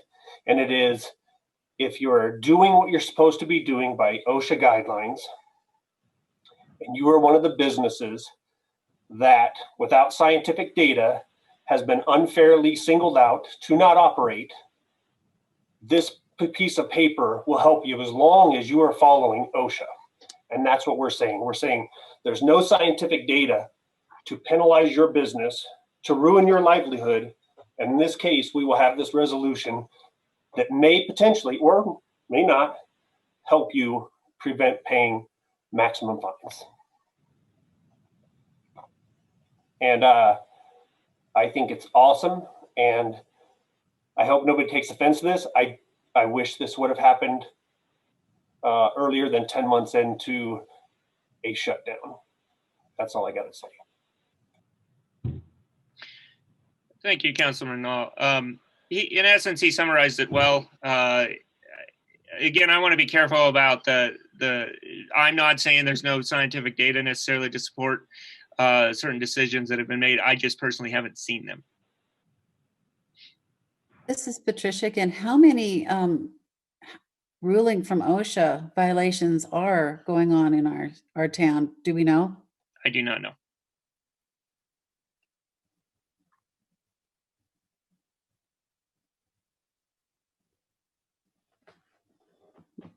Well, I would like to say that I feel we have to do something. I feel this is a good avenue to take to help out our local businesses that I feel have been unfairly pointed out or in this COVID situation. I have asked a few times of certain people in the state government, and I've asked some local people, health authority, if they could show me the numbers stating that COVID outbreaks or there were any correlation to gyms, bars, and restaurants, and they couldn't. And one person just basically hasn't answered back at all, and understandably. But I just feel there's nothing there. I've not seen anything that says that these businesses are causing any more COVID cases than any other business. And so I personally feel we have to do something for them to help them out, to give them just that slight chance that they may be able to go back to work and to continue business. So I have another question now that you've said that. So how is this going to help those businesses that have been closed down? Because this is more for if you're violating OSHA rules. And the businesses that have been closed down, do they have violations?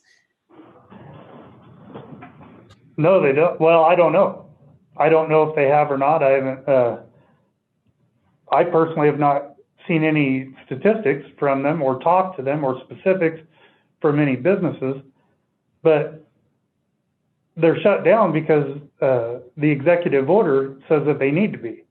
And they're given very, very strict, and when I say the business I'm talking about are bars, restaurants, and gyms. And they've been given very strict rules to abide by, but yet you can have someone sit outside just the same as you could have someone be inside, still sit close together with, I don't know what the number is, it was 6, I believe, people at any one time could, say in a restaurant, could sit down together. They're just doing the same right now, but they moved it outside. Those businesses are struggling. I mean, who wants to go sit outside and eat dinner right now? So those businesses have struggled to get patrons to come to their business. When they're inside, they're in a more of a controlled environment. It's clean. Bars, restaurants, and gyms have had a much stricter regiment, it seems, than previously. We've talked about the big box stores. So why single those out when, like I said, I've been to Walmart, I've been to, my wife's gone to Costco, and people are shoulder to shoulder, and everybody's touching everything in there. Nobody's going behind them cleaning things down. To me, that I don't see how that's mitigating COVID in those big stores, and then these little restaurants, bars, and gyms that have been basically almost shut down, who have done everything they've asked, that are cleaner, that are following the guidelines. I don't see how this can reflect on those small businesses, and I've not seen that proof. Not that it's not out there somewhere, but I've not seen it.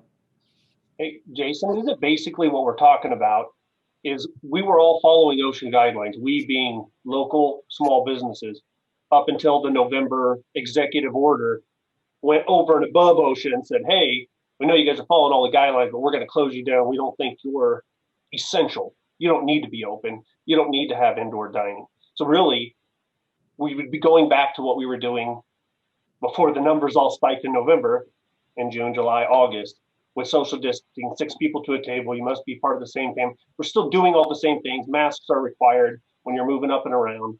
So it's just kind of going back to the previous shutdown before it became a lockdown and preventing these businesses from almost doing anything. Well, a lot of them have no choice. They don't have the resources to go buy a $4,000 tent and heaters and all that. So they've just been shut down.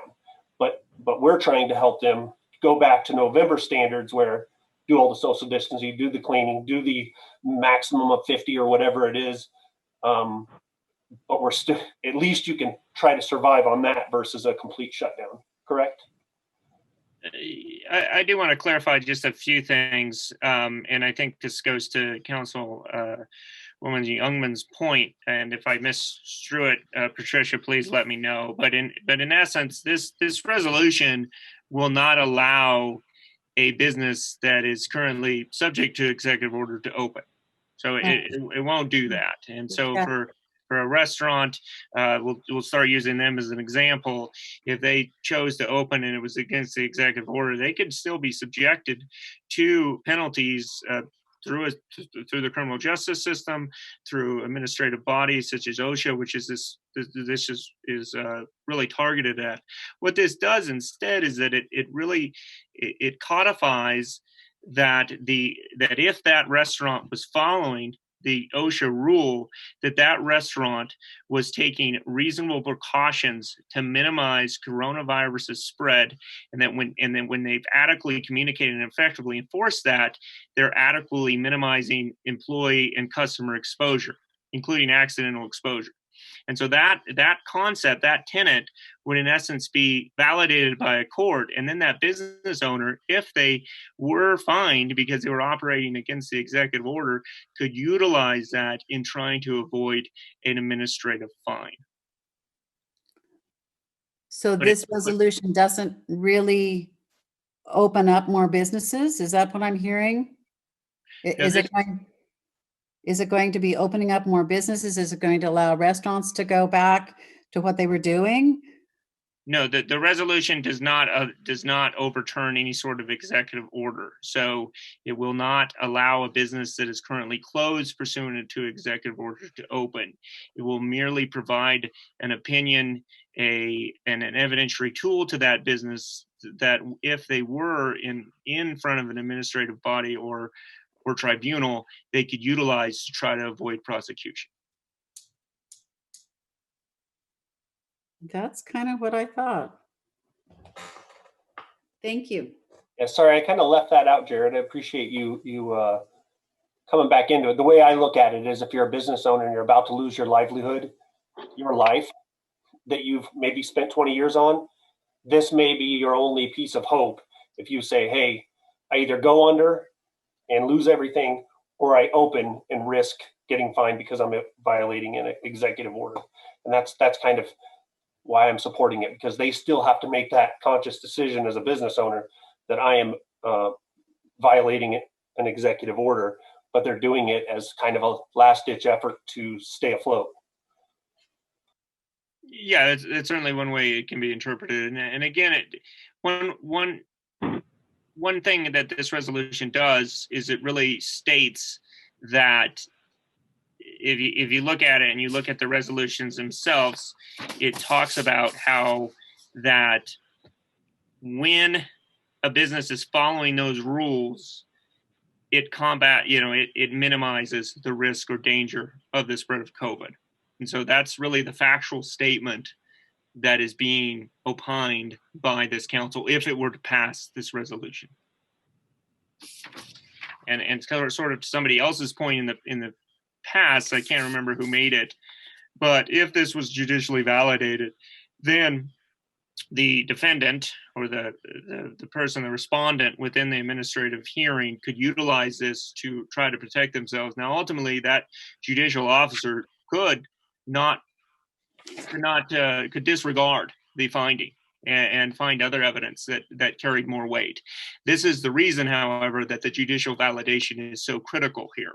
Because if you simply just had a resolution without any sort of judicial vetting, basically, presenting that evidence would not carry much weight in that proceeding.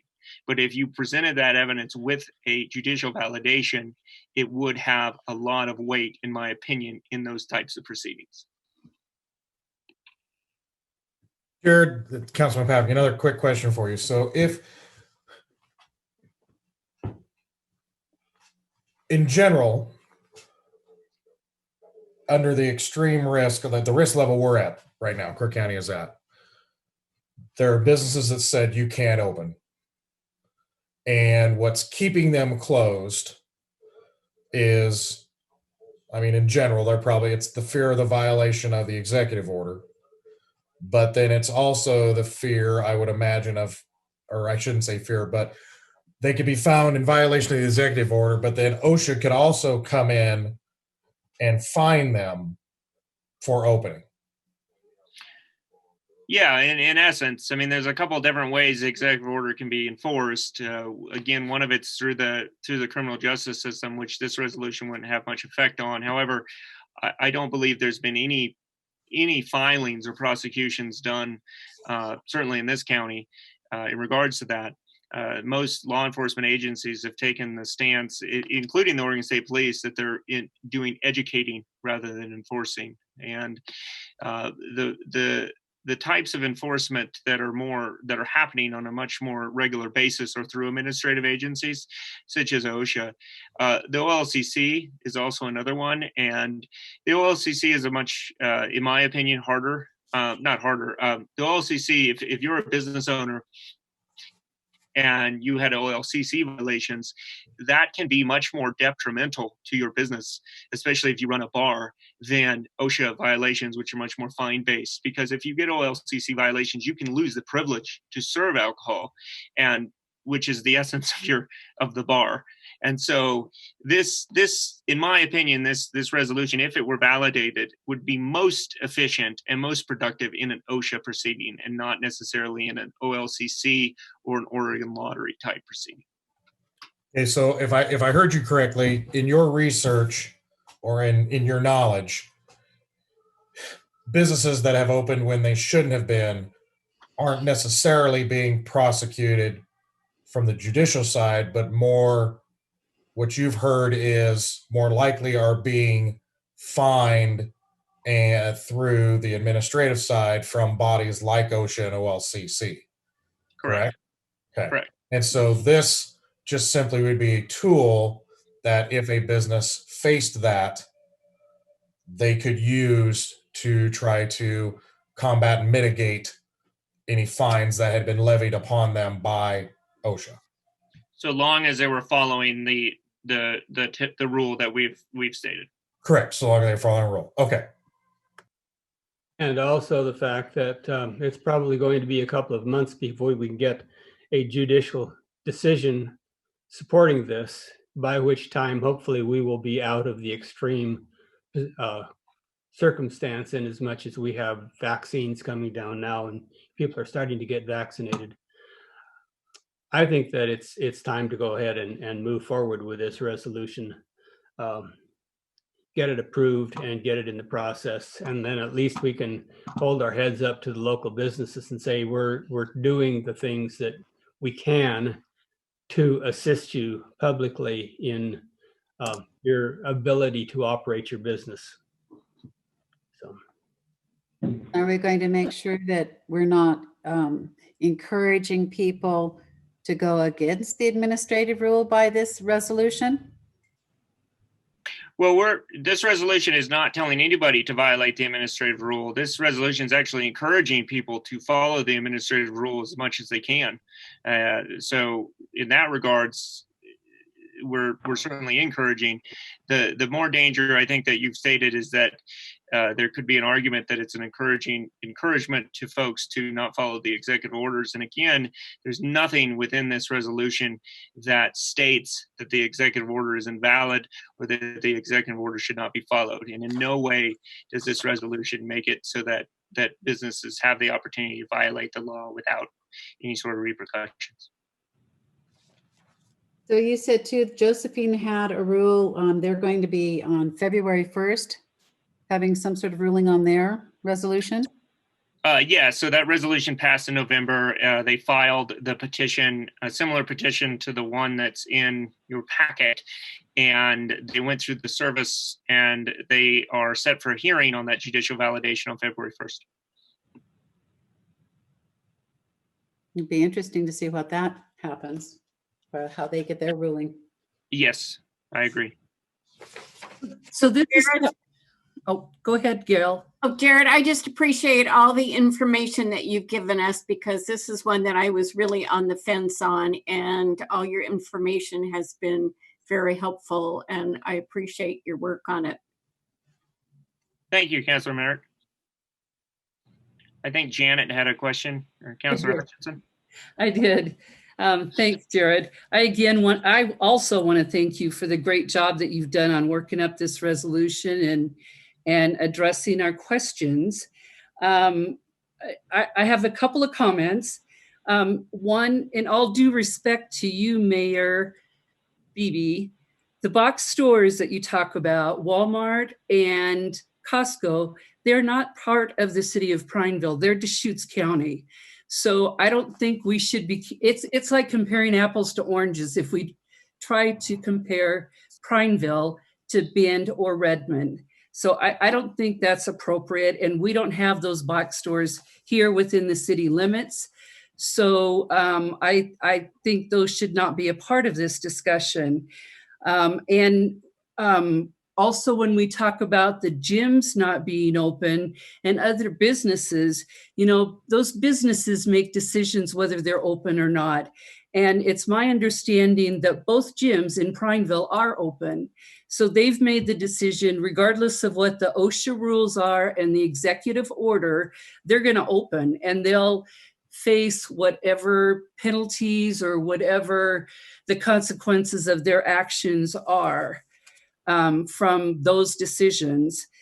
And another point I wanted to make is Crook County at one point, Crook County, their position, I thought that they might be joining us or following the same lines as us. So what's the latest on Crook County on how they take up this potential resolution?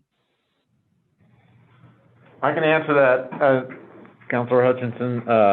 They have elected not to pursue a resolution at this time. They did, as you know, use our letter in terms of the letter that went to the governor a couple weeks ago. So they, which in concept, I think is saying some of the same things that the resolution is. So they are on board with the concept, in my opinion. And I could not speculate on whether if we were to pass, if the city were to pass this resolution, I can't comment on whether they would move forward with one or not. Thanks, Steve, for that. I still have a hard time understanding why the city, after we've already provided the governor a letter requesting that they reanalyze the allocations of businesses that are open or not, and that's only been into them a week, if it's even been that long, why we would move forward with the resolution and why the city would take this on. I want the businesses to open also. I want them to open safely. I do not want to see the numbers grow. The numbers I understand now are going down in Crook County, and I hope they continue to go down.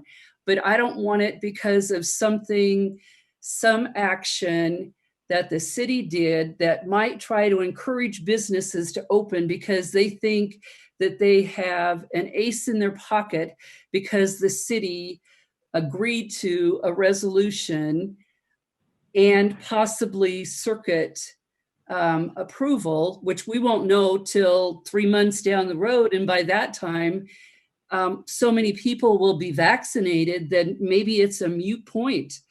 So I still don't understand why we're taking this on as a city. I, again, want the businesses to open, but I want them to open safely. And I don't want other people, again, to die from this disease any more than what has already happened. Also, I don't know if our daily count is going down. Our daily count is right now at 7 new cases per day. We have had 1 death again today. We had 2 deaths last week, and we have a total of 14 deaths in our community. So that's some pretty stark numbers too to think about. Thanks for the correction, Patricia. I'll give you the numbers for Crook County since last Tuesday, Wednesday, Thursday, Friday, Saturday, Sunday, and yesterday. 7, 7, 14, 7, 9, 1, and 8 yesterday, for a total of 53 cases in Crook County in the last 7 days. Mm-hmm.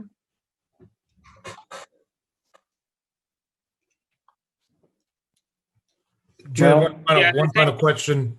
And it just was actually something Janet mentioned that made me think. If, let's say this thing goes down the road and it gets passed 1st of March. I don't know. I'm just throwing a date out there just so I have a date. Is this 1st of April may be a better. Okay, 1st of April. Let's go 1st of April. Sure, I'll go with that. Is it retroactive? So if a business gets fined today in Crook County, Can they wait to be heard until after this, see what this does, and does this become retroactive, or is it active basically from the judgment date forward?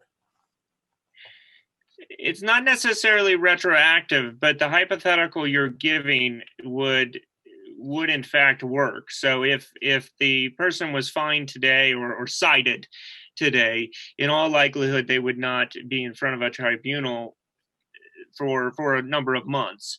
And if that hearing date was after the effectiveness of this resolution, they could in fact use the resolution at that hearing date, notwithstanding that the allegation was prior to the resolution. Awesome. Thank you. Mm-hmm.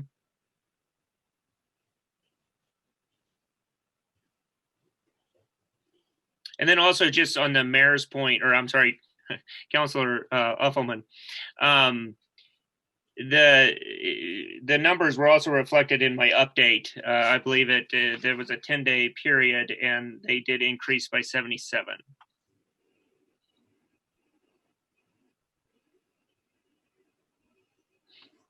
So what is it that you consider an actual spike? Because you had mentioned in here, if that would happen, then this would be a mute that we would be delaying this resolution. Yeah. So one of the things that needs to, in my opinion, be proven to show the validity of this resolution is that the hazard is of low probability and risk. Right now, with only 2.8%, that's a low probability and risk.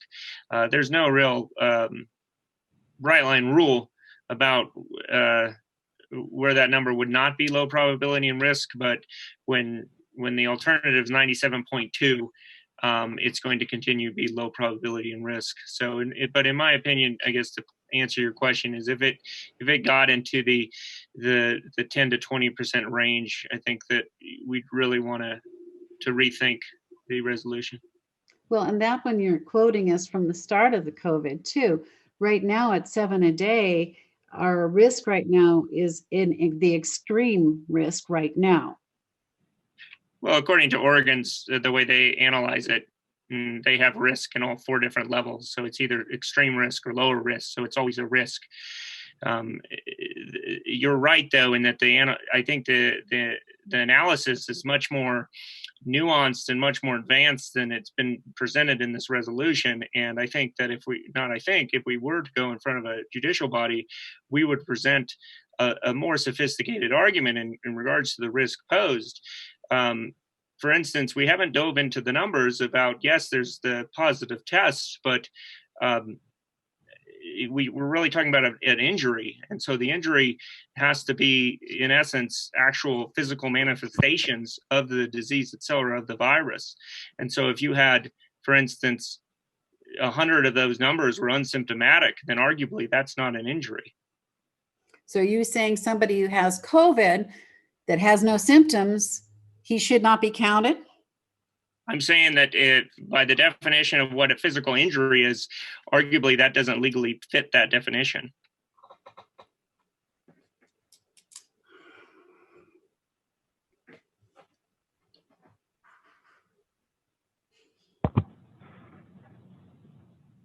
I'd like to thank everybody for comments. Are there any further comments before we move forward with this?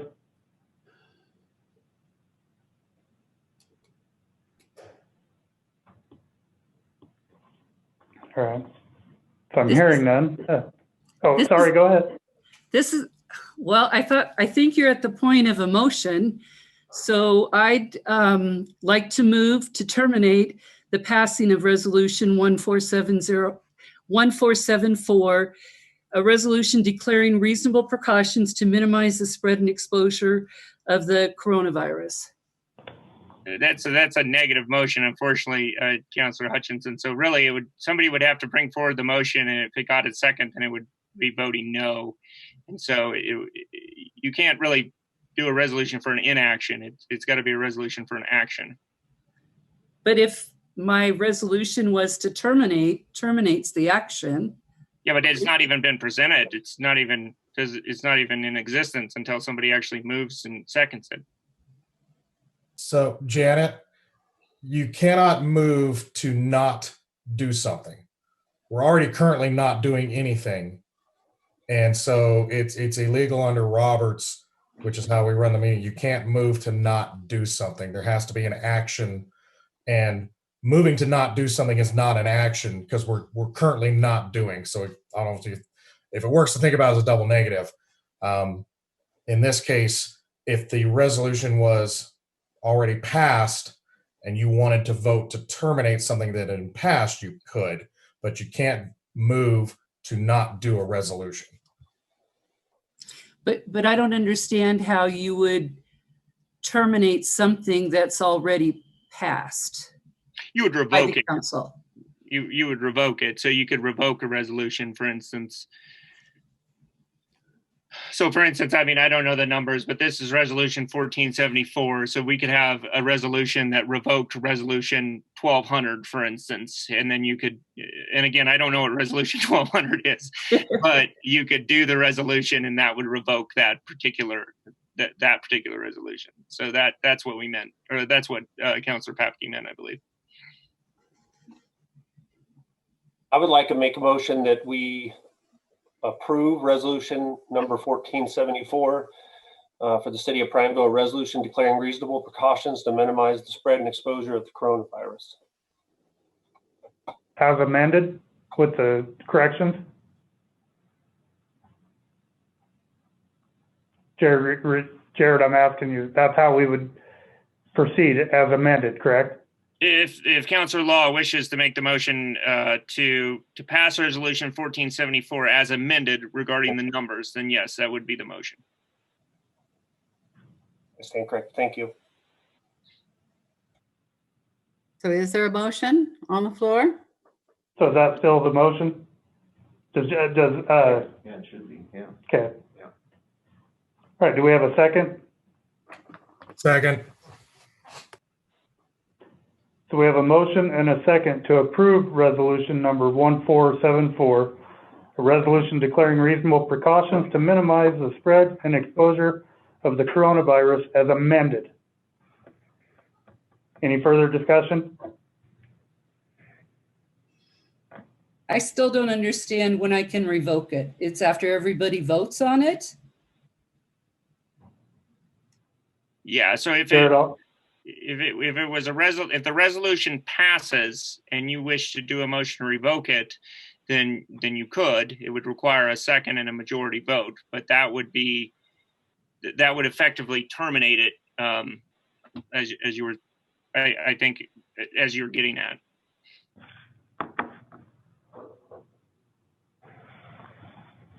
Okay, so we have the motion and the second. I'll do a roll call vote. Councilor Appleman? Aye. Councilor Hutchison? No. Councilor Youngman? No. Councilor Merritt? Aye.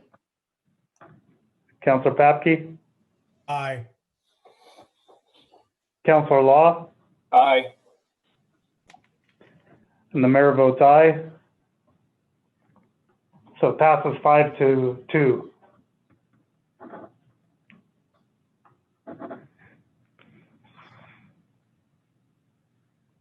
Okay, so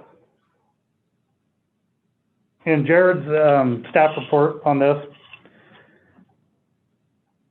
now that that part has passed, if someone would like to make a motion to authorize the city attorney to file a petition to the Kirk County Circuit Court for judicial validation on resolution 1474. It's item number 2 in the sample motions.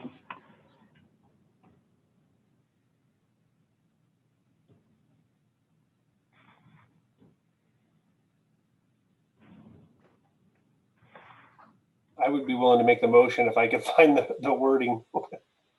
It's page 83 in the packet. This is Patricia Youngman. I would like to move that we delay this decision until after the pending decision of Josephine County on February 1st to see what that is happening. And then we can make a better decision on whether we want to go forward on this. All right, we have a motion to delay correct me if I'm wrong, Patricia, just to delay till Josephine County has gone through the circuit court process That is correct. before we would move forward. Do we have a second? I'll second that. So we have a motion and a second to delay any further movement forward with this resolution, or with resolution 1474, until Josephine County have gone through their circuit court process. No, I don't think that's the actual That's not resolution it. or the motion, Mayor, that was Sorry. presented. That's It was- okay. I believe the motion that has been presented is to delay the question of whether to authorize myself to file a petition until after the February 1st, 2020 hearing in Josephine County. Thank you. I believe she's really, I'm going to rely on my Roberts expert here, Councilor Papke. I believe she's almost tabling this issue until for more reporting, correct? It would take me a little bit to get the Roberts, but I can give you my quick opinion. The motion to postpone definitely, and the motion to table are only valid if there's a current motion on the floor. Right. Okay. So Yeah. if you're asking me for my opinion, I'll call it an educated opinion. If there was a motion on the floor to file, that's the main motion. Mm-hmm. Have to be seconded.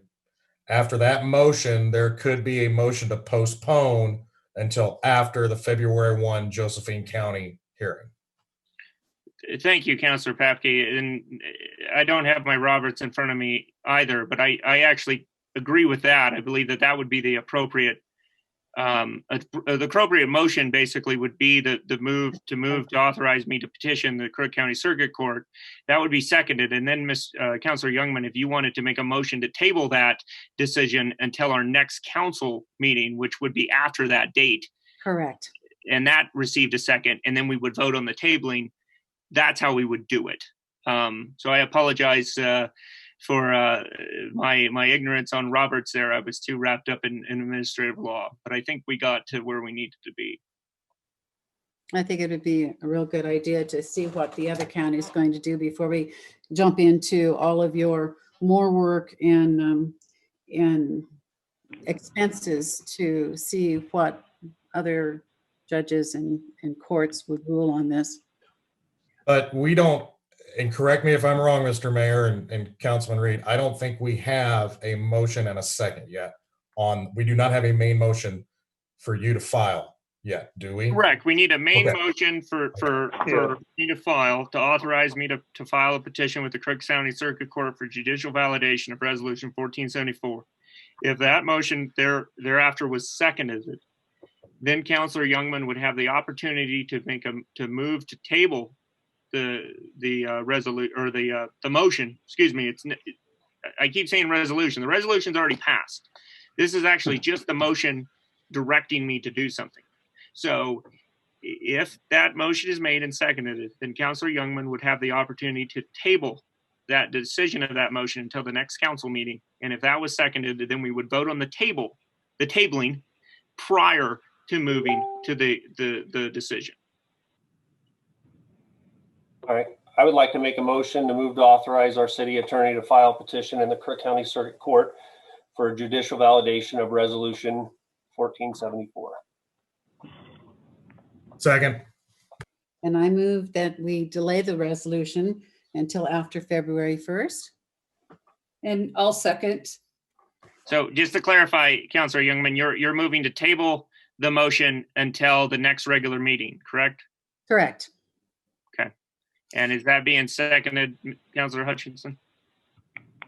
Oh, well, Patricia, I thought it was until you hear what the circuit court does down in Josephine County. Is that not correct? That is correct. On February It's one of the same. Our next regular meeting is scheduled for the 9th of February, and they are scheduled for the 1st. Okay, so I'll second. That's So which right one- now on the table. Jeff, this isn't funny. right now on the table, we have a motion and a second to postpone any authorizing the city council to move forward with petitioning the circuit court. All right, did I get that right? More or less, there was a lot of tables going on there, but basically the motion on to vote on, and you'll need to call for a discussion, but prior to the vote, what the decision is to decide is to table the motion to authorize the city attorney to file a petition in the Crook County Circuit Court for judicial validation of Resolution 1474 until the next regular meeting. Okay. I have a So- discussion. If you said we could do discussion here. So Yeah. my discussion is Josephine County and a circuit court judge has no role. It has zero importance to me as a city councilman representing the constituents of Prineville and what we do to protect our business owners. Absolutely nothing. I wouldn't care what they do, what they find. I'm here and I'm a city councilor to represent the people and the citizens, and that includes small business owners. So I don't understand any advantage of waiting to hear what a circuit court judge does in another county. If he says no, are we going to say, oh, we'll let our businesses die? That's not what I'm going to do. So I don't understand the benefit of waiting. If it's not going to make it, it's not going to make it now. It's not going to make it in 2 weeks. If it's going to make it, it's going to be because we support it and we support our businesses and our community. And so, yeah, I'm supporting it still. Since we're discussing, the reason why I'm doing this is that it is expensive to go to court. We are tying up a lot of time of Jared's time. And we also have to be very cautious as counselors as to how much we spend of the city money if indeed this is not going to even hold any water in the courts. And I'm not sure if we've even tested our courts here to see if any of the judges are even what the feelings are, if this is a resolution that they would even support. I haven't heard anything, and maybe somebody else has checked that out, but we also have to, businesses, this is not going to have our businesses come back. This is not a resolution that will make our businesses, more businesses opening up. So my thought is you have to look at all of it, and it is only until February 1st. That's not even hardly a week away, is it? That's next, I believe that's next Monday or Tuesday. Next Monday, correct. So February 6 9th days is delay Tuesday. is not going to take that long. Yeah, and didn't we say this process was relatively cheap? And if I remember, the cost was so minuscule that as a small business owner, we would not support all these businesses for amount of money that wouldn't pay a payroll of the smallest business in Prineville for a week. That doesn't add out to me as a business owner. I mean, I'm just going to tell you the amount of money. If the amount of money he told us in the meeting, if we would hold up from supporting these businesses for $5 or $6 grand, that would be horrible. Well, and you also have to look at us having a bullseye on our back too. If we start doing this sort of, going to courts and what's the governor going to think? What is other counties going to think? We have reputation here, and is this something that we want to go forth on and then just fall flat on our face? Yeah, if I was a business owner in another county and our county was the first, I'd be moving to Prineville and Crook County as fast as I could. So yeah, our reputation is at stake, and I think it's a positive one. Okay, so right now we need to get the vote done on the motion that's on the floor. So the motion on the floor is to postpone. So I'll do a roll call vote on the motion to postpone, and then we'll go from there. So Counselor Appleman, Nay. Counselor Hutchison, Yes. Counselor Youngman, Yes. Counselor Merritt, Nay. Counselor Papke, I was looking for discussion and I apologize. I didn't get in there before you started going a roll call vote. So would you like to continue with the vote or could I ask a question? Sure. Jared, is it allowed to ask a question in the middle ask. of a vote? Okay. Running the mayor, or you're running the meeting, if you allow it, yes. Yeah, Jeff, I don't want to I didn't mean to miss anybody. So yes, please. No, no worries. No worries. I know you're doing a great job, by the way. It's the most excitement I've had in a council meeting in a long time. Jared, I guess, because there's been a lot of questions about Josephine County and what it may or may not do, could or couldn't do, should or shouldn't do.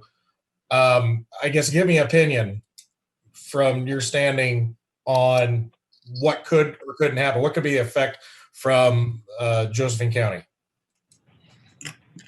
Well, so what Josephine County does not provide precedence for the Crook County Court. So they're even courts. And so it's not like a Court of Appeals opinion, for instance, where it would be binding on the circuit court, or a Supreme Court, which is also binding on the lower court. So Crook and Josephine are at the same level. So what Josephine County did, a Crook County judge could certainly look at and certainly could take that into his or her consideration, but it wouldn't be binding on any sort of level. And so that's what I would say with that.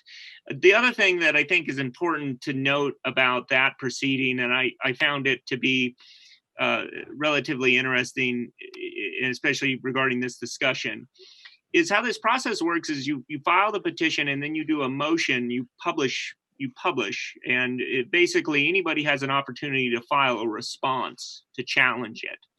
And you also, even if nobody challenges it, you still have to go in front of a judge.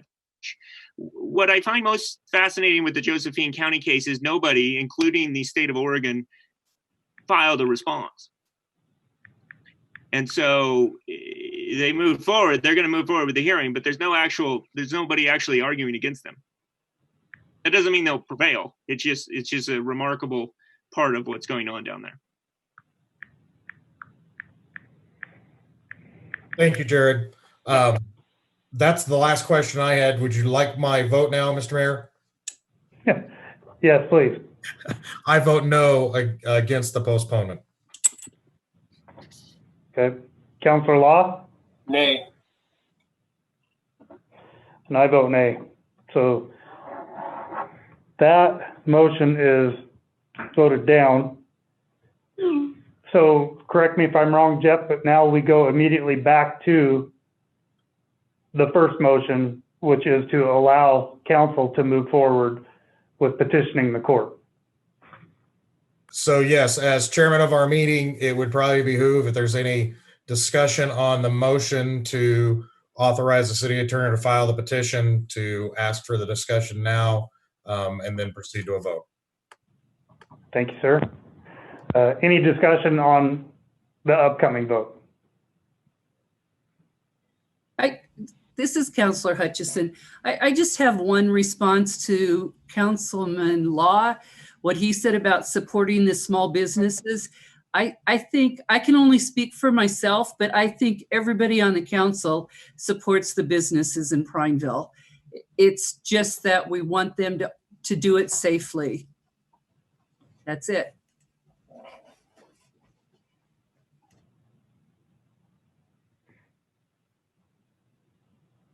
Thank you for that. Is there any other discussion before we vote?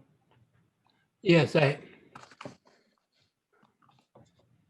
I do have one question. Jared, what sort of a time frame do you think it would be once the petition once you went before the court, before we'd have a response from them?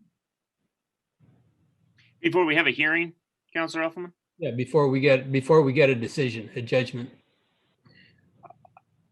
Well, looking at the Josephine County, 71 days, so 71 to 90 days, I think is pretty realistic to look at. Our county has had some delays in regards to the docket because of COVID. And so court availability is a struggle for our judicial department. So it could take a little bit longer, but I would say a minimum of 70 days and 120 days perhaps on the maximum. Thank you. Okay, I have one more question of Jared. So Jared, what did you say? Is it in the different risk levels that if it gets down, if the numbers are reduced and the risk levels goes down, then this becomes, there's no reason to do it? Yeah, there is a possibility that during the validation process that the resolution would become moot if Yes. the executive orders were completely revoked. That would be correct. And at what point would that be? Would it be during a moderate risk level? Would it be a low risk level? No, technically it could survive mootness even if we were in low risk level, because the resolution basically states that if you follow the Osha rule while not following the executive rule, you're still operating to mitigate the results of COVID. So I think as long as there's levels of the executive order, it could survive mootness. The strength of the argument would weaken, however. Okay, so if the restaurants were to open, then that doesn't make it moot also? No, not technically. It technically wouldn't be moot, because as long as they would be, as long as they would have a risk of being fined by not following an executive order while simultaneously adhering to an OSHA rule, there would be a justifiable a controversy, which means it's not moot. Now, if, however, the order is of the level that says if you're following the OSHA rule, you can't be prosecuted, you can't be fined, then it would be moot. So if we got to that point, it would be moot. Thank you.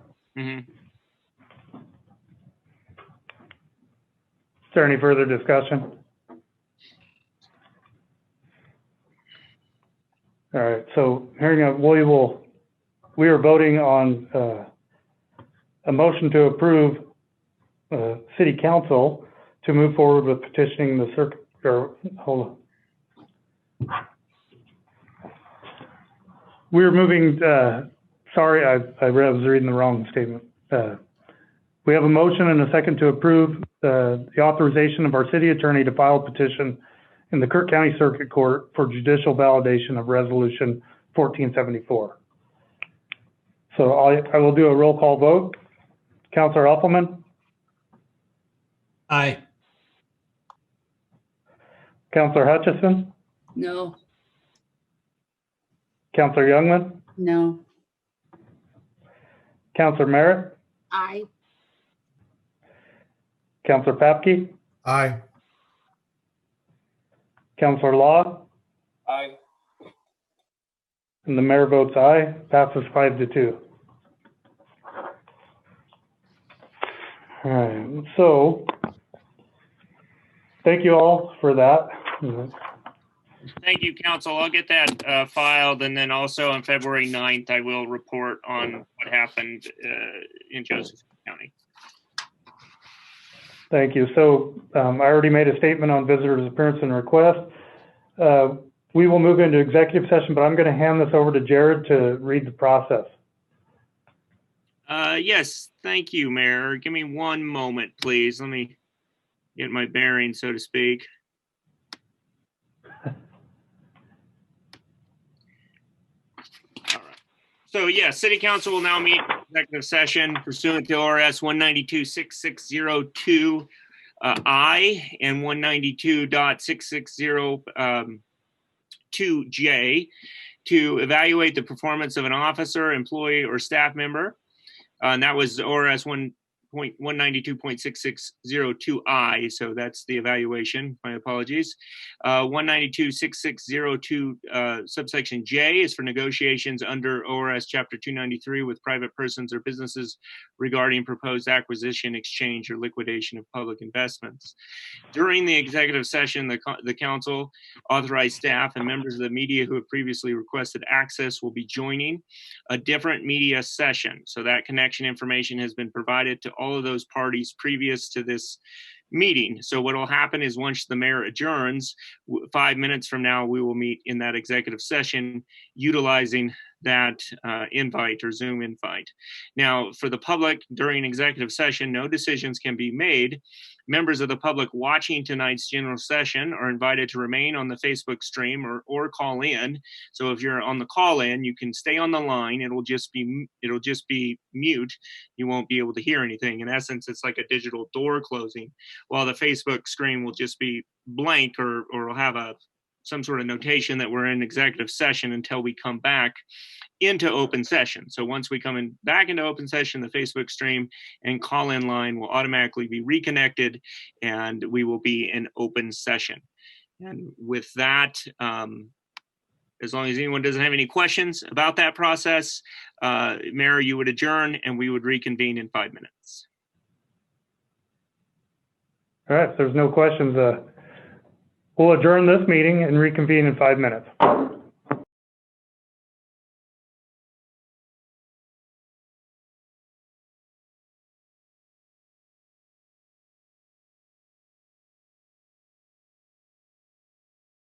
All right, we'll open back into regular session. For the people that are still online watching, we were in executive session. And I want to make sure I can see everybody but Councilor Youngman and Councilor Hutchison. Are you both there? Yes, this is Janet, yes. Back into regular session. Trish is here too.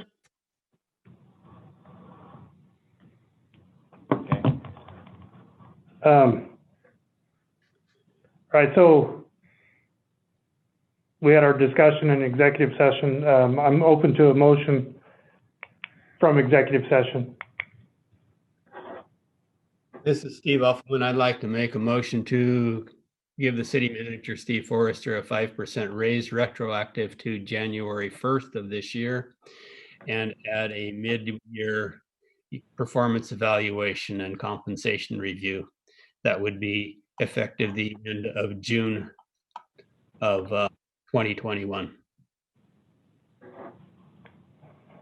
there a second?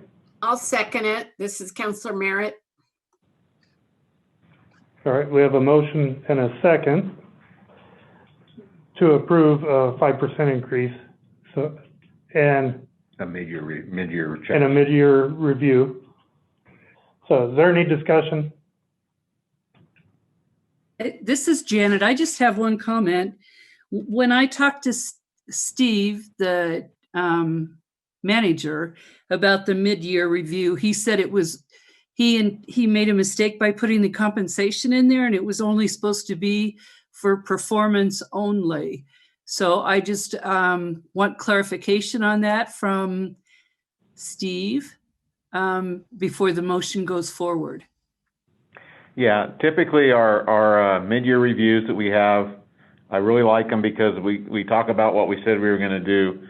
I don't expect a compensation adjustment mid-year, especially if there's been one annually. But I would also say, Janet, is if we couldn't do one annually, then I would allow a consideration of a compensation at mid-year, but as a rule, my mid-year is a check-in. So you are correct. I would rather just be a mid-year review or mid-year check-in. And I'm fine with that. Thanks, I'm Steve. totally fine with that. Thanks for No clarifying. expectations. And the motion as it was made did not include compensation in the mid-year, did not reference compensation change mid-year. Oh, I thought I heard All right. compensation in there. My error if I made it, I apologize. All right, so that motion then stands, correct, Steve? Or Counselor Uffleman? Yes. Okay, and we've had a motion and a second. Is there any further discussion? All right, I will go to a roll call vote. Counselor Uffleman, Aye. Counselor Hutchison, Aye. Counselor Youngman, Aye. Counselor Merritt, Aye. Counselor Papke, Aye. Counselor Law, Aye. and the mayor votes aye. Passes unanimously. All right,